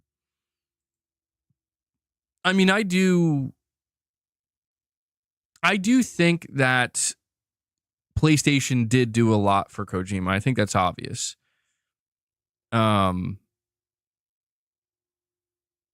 He definitely could have found success on his own without Sony. But I think Sony was in that position where it was like, we can really help elevate your game. We can help elevate your studio. And it's not to say that other companies couldn't do that, but at that time Sony had the momentum, you know? Yeah, Titus, I'm going to have to figure out what to put on it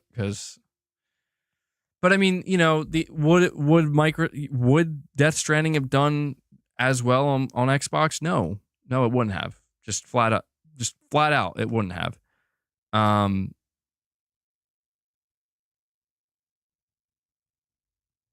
mean, I just think that's kind of obvious, but yeah, man.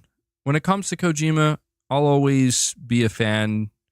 Even if Kojima becomes a villain one day, as in like if he just like turns into a really annoying person that nobody likes anymore or whatever, and it's just insufferable, which I don't think will happen, but if he actually like becomes like that, it's like whatever, I'm still gonna ultimately be a fan in the sense that he created my favorite video game, not just video game, but my favorite series ever.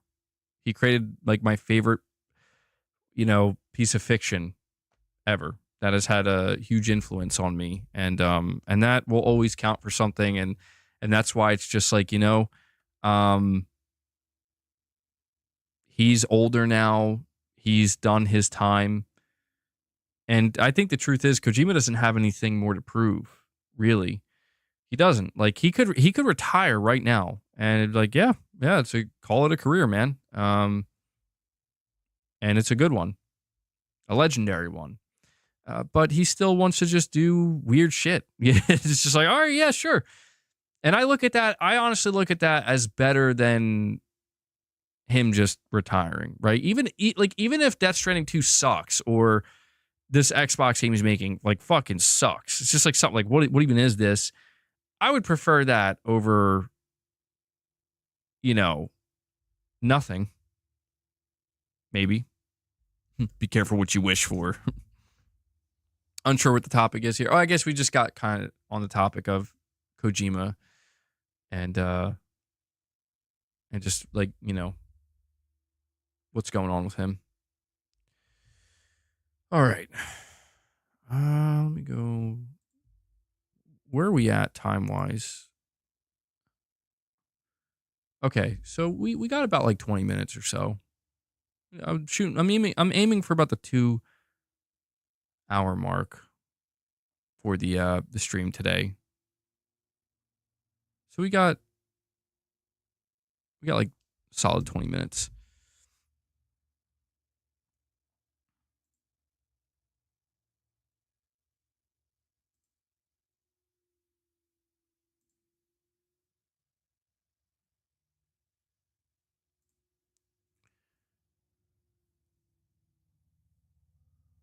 I'm late. Did you mention that the Metal Gear Solid Collection got updated to 2.0 and runs at 4K now? I did mention that briefly.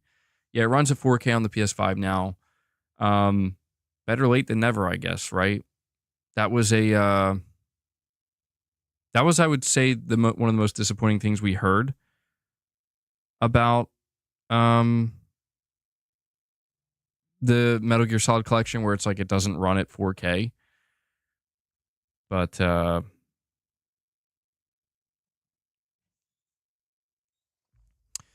Rich, you're saying, yo, Death Stranding 2, what's the point of this sequel? A glorified hike, still no gameplay equal. Oh, I thought you were actually saying, I didn't know you were, he's rapping again.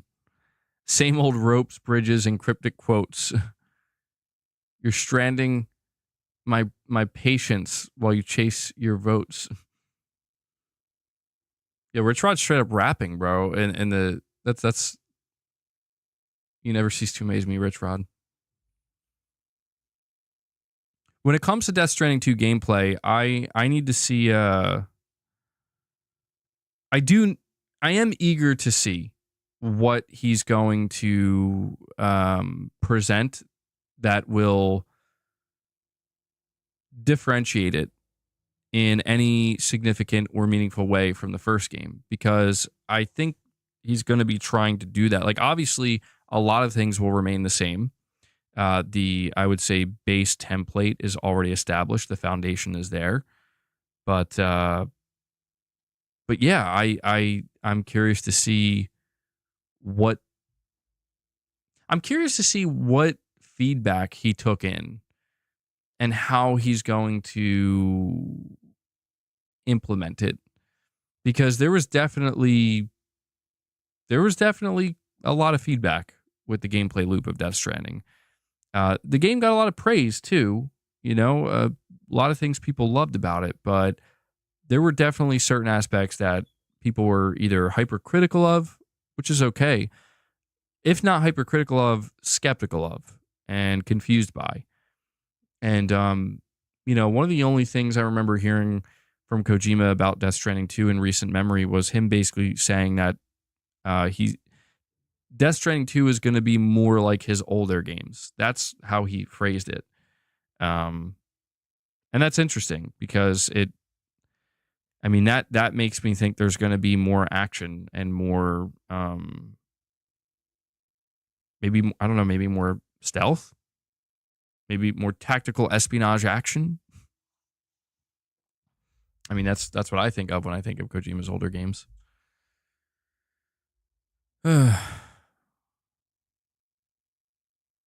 What you're saying, Death Stranding was cool, something different?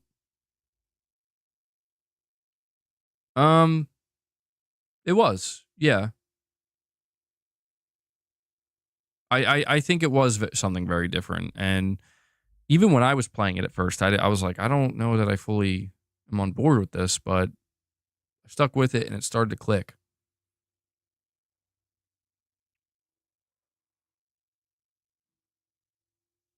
No. Okay, I did not see this. What? Deviation Games founder and Black Ops creator's new mansion?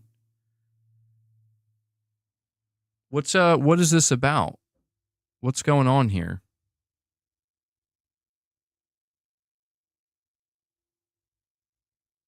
Yeah, I have no idea what you're talking about. Where else are you going to throw piss at ghosts? Oh my god, you're right. I forgot you could do that. I totally forgot you could do that. Oh my god, that is so weird. Thank you for reminding me. Best video game mechanic ever created.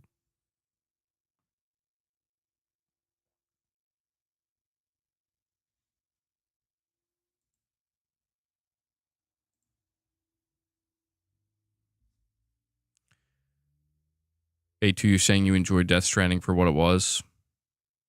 One of the things is I can't. I don't feel like I remember the story as well as I would like.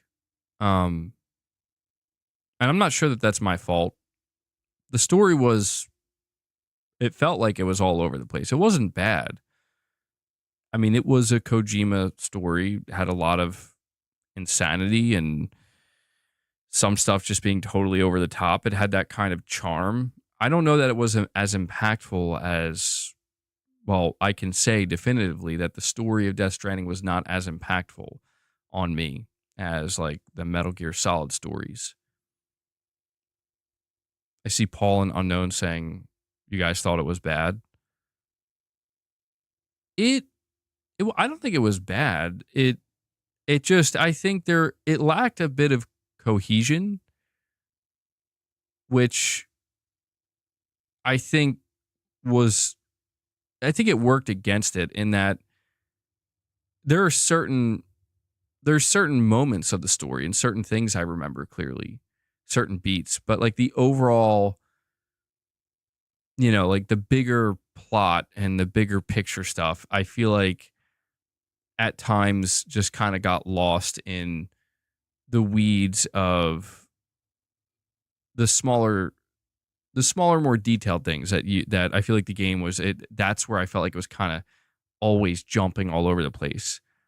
But that's okay because I don't know. I didn't feel like I remember when I completed the story, I was just feeling like, man, that was that was a Kojima game. You know what I mean? I definitely remember thinking that to myself.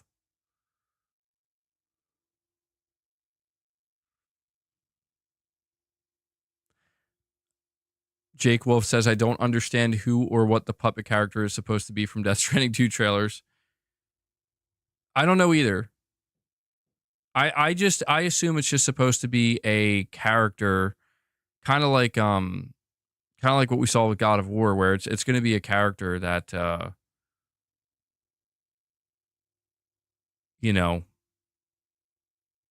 that kind of talks to you as you're on your journey. He's a big YouTuber who tours mansions and did one of Dave Anthony, who is a creator of Black Ops and founded Deviation Games that Sony Money did good. Damn. I mean, I heard that one of the things with Deviation Games was that, like, I remember there was this kind of rumor.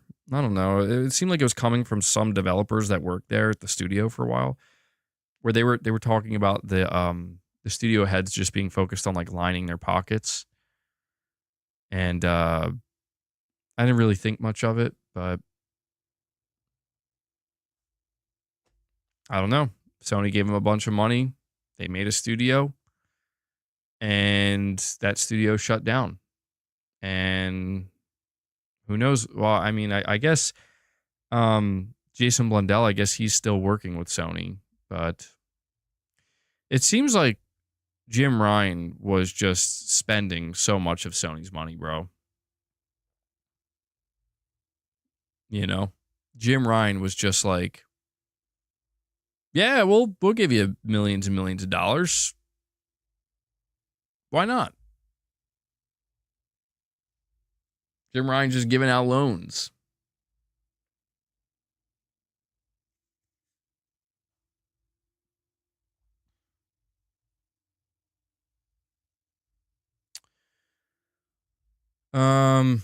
I mean, yeah, I get why people do that, you know.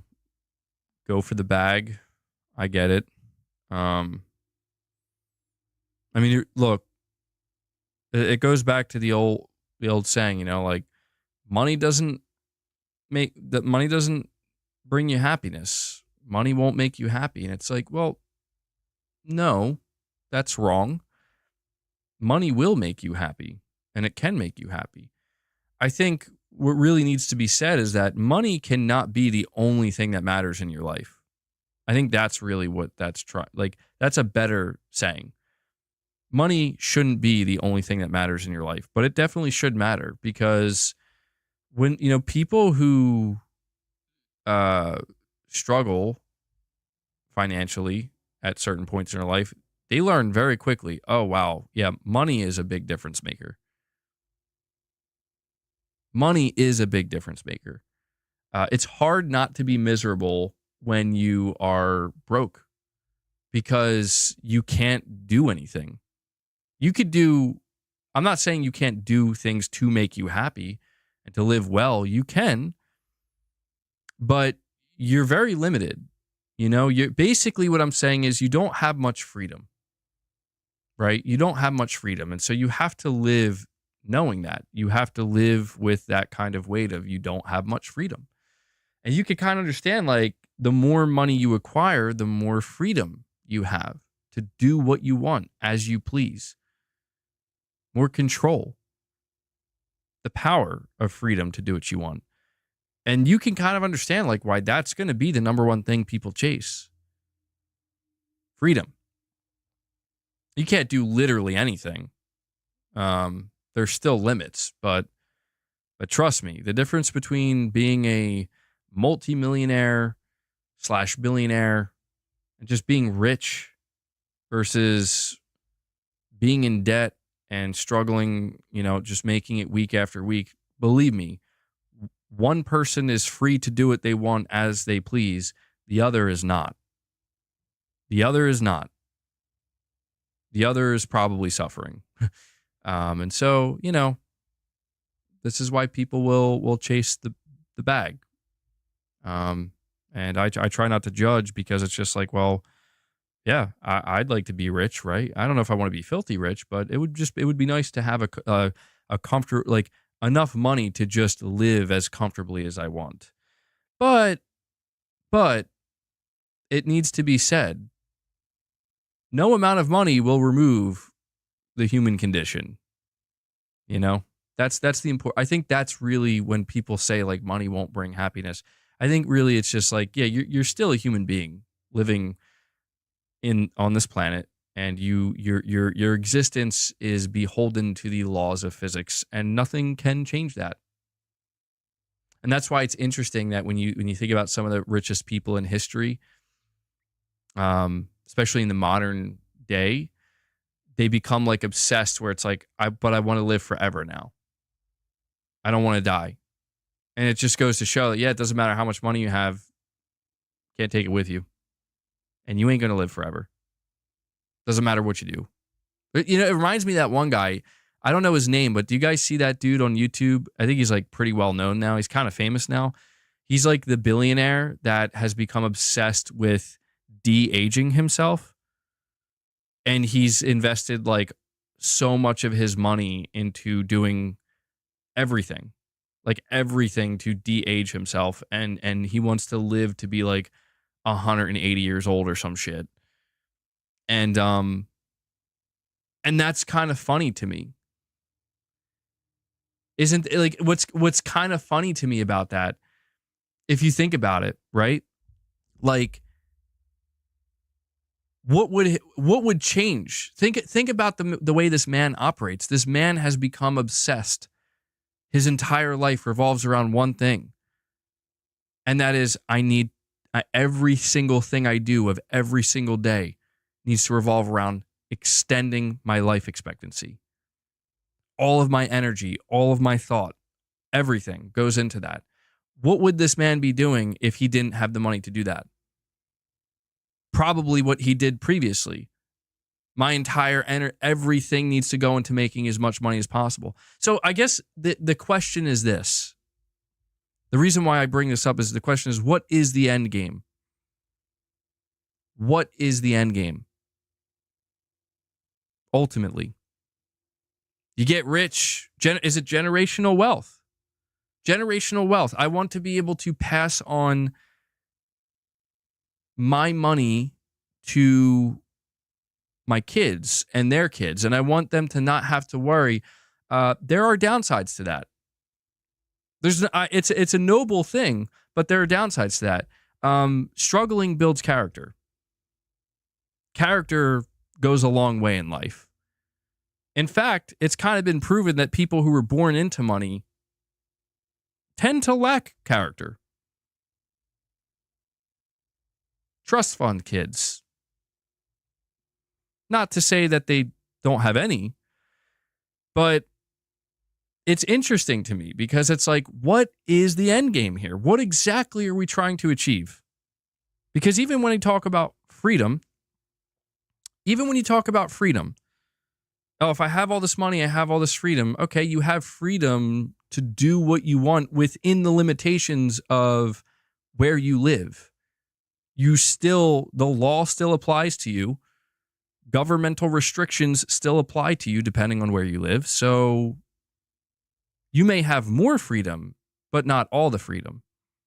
And maybe you can feel good at the fact that, well, at least I have more freedom than that guy.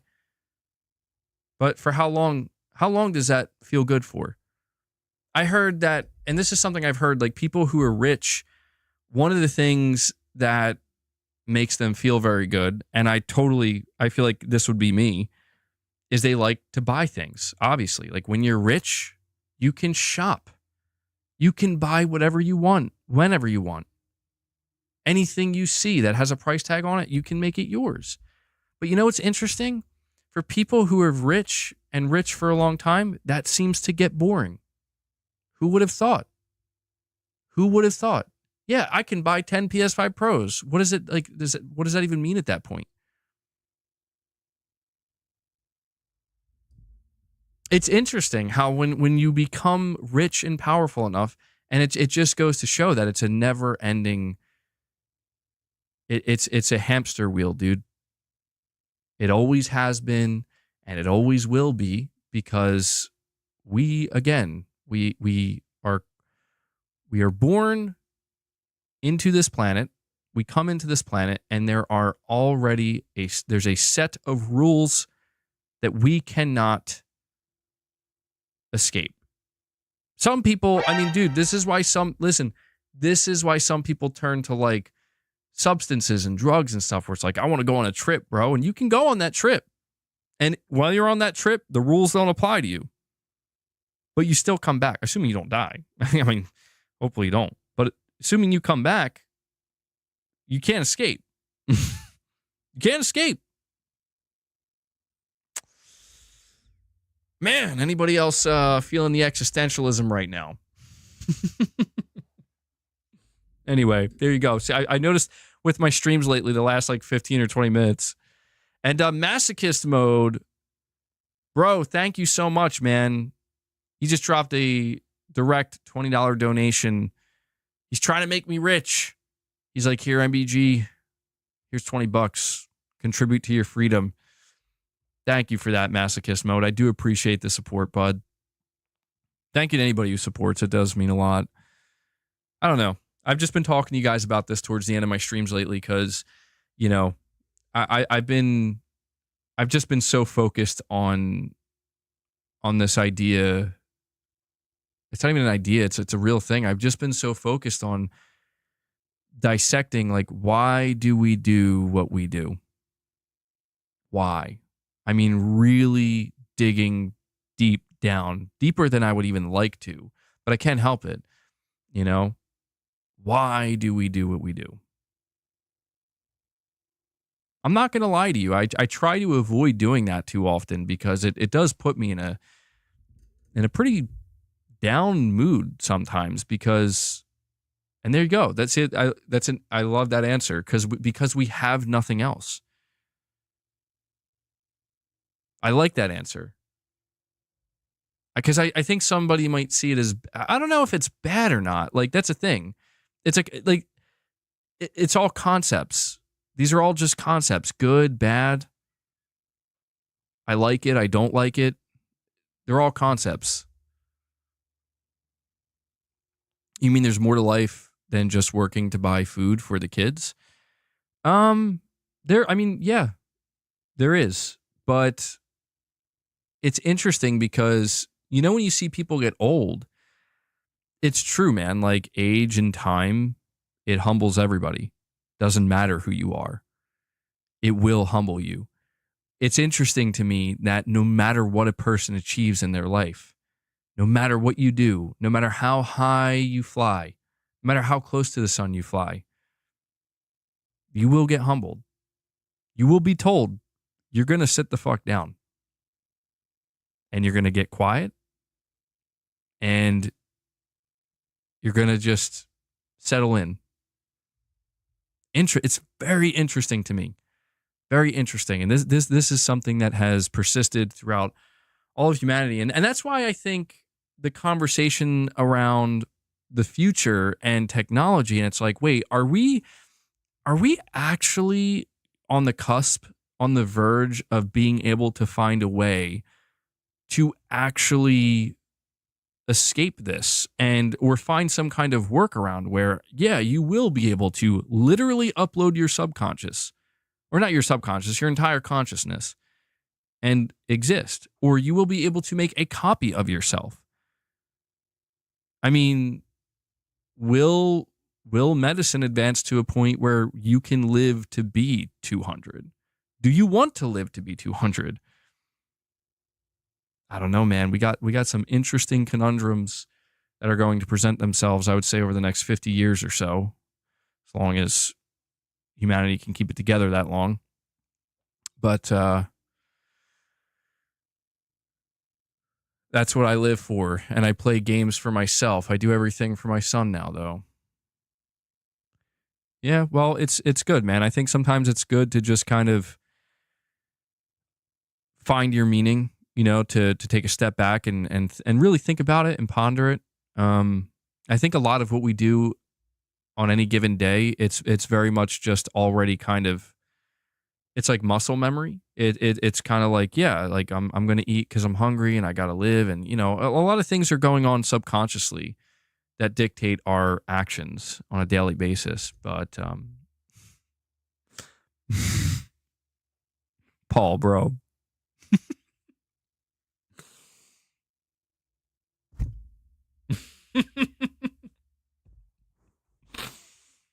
Okay, Paul. I do see. I like that though. Like I like when I can be snapped out of it by just the most insane thing. Transgoonerism. Oh, we did it, guys. We finally made it to the end. We've come full circle.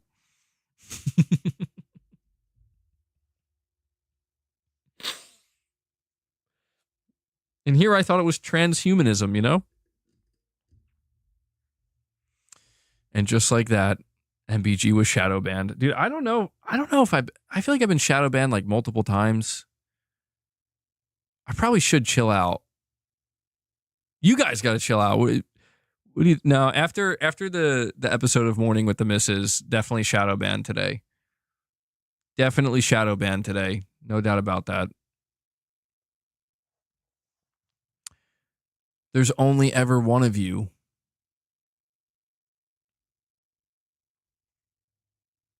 I'm not explaining. No, Oliver, I'm not explaining that, bro.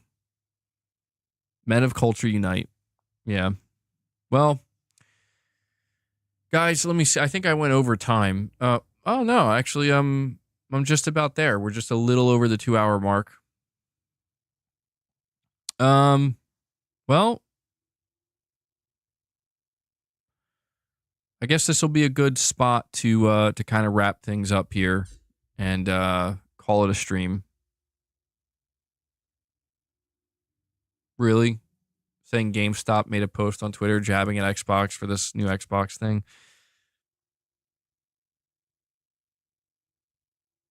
I can't believe GameStop's still hanging on, man.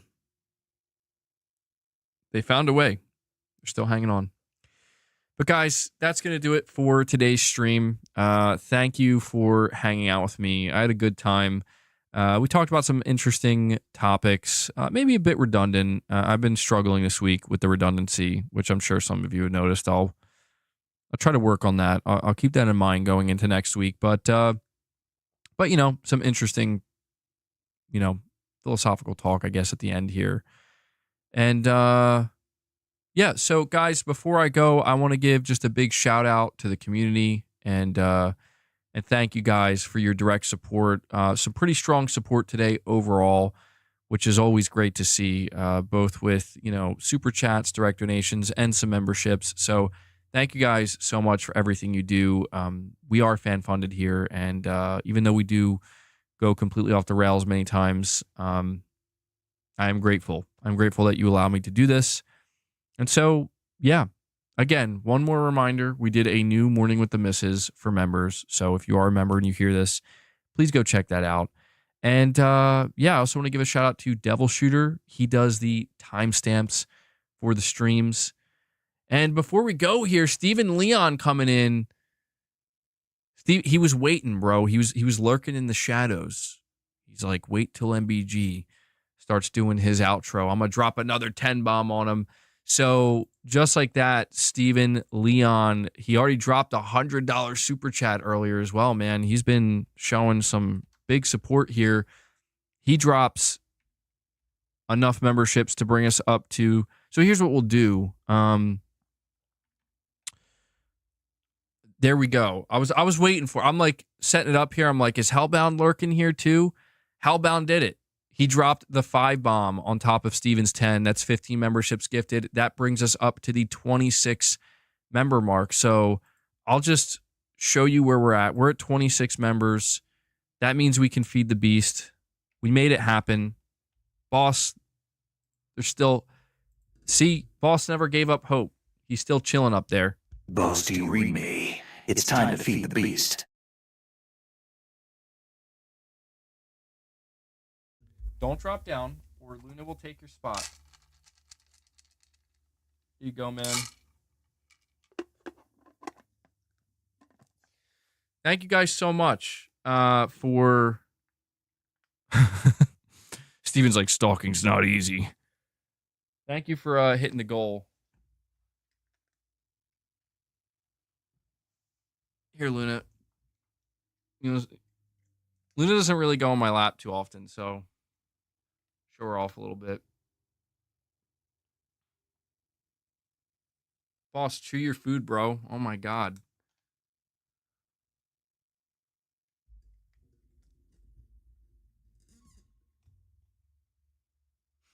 Boss knows his soundbite. He does. He does know the soundbite.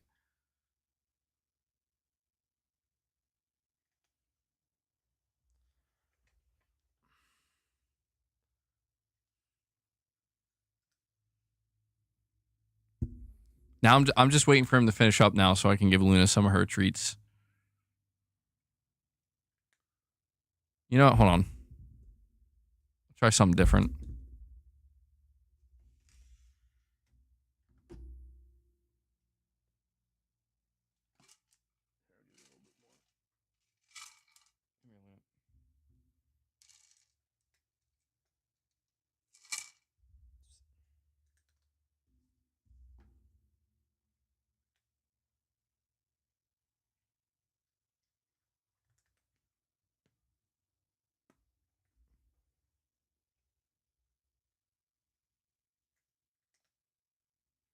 I'm trying to feed her, and she's like not letting it happen.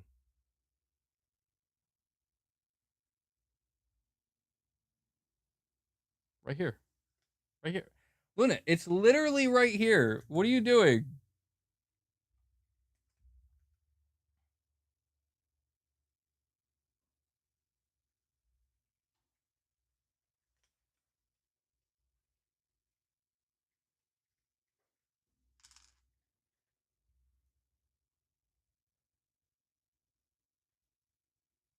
Yeah, she's not making it happen.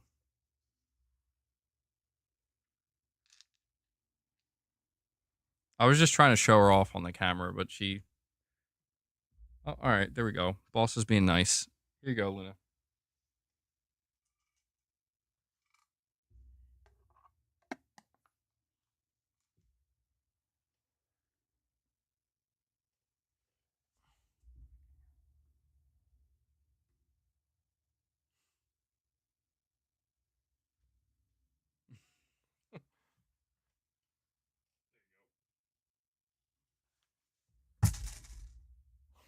She knocked it over. Just trying to give her a close-up, you know? Boss, why are you growling, man? I gave you double treats, and you even left. I think Boss is trying to be nice, but he's struggling. Like, he knows. Like, he knows he's got to leave when his turn's done, but he's still a little upset about it.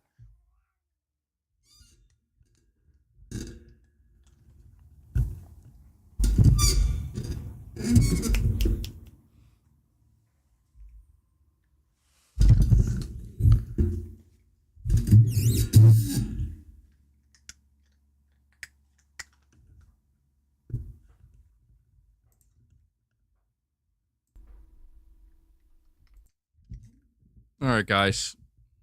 There you go. We did it. We did it.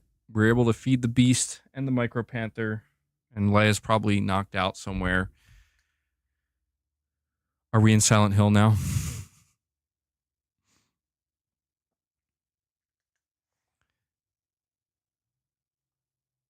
Your cat taco is your heart.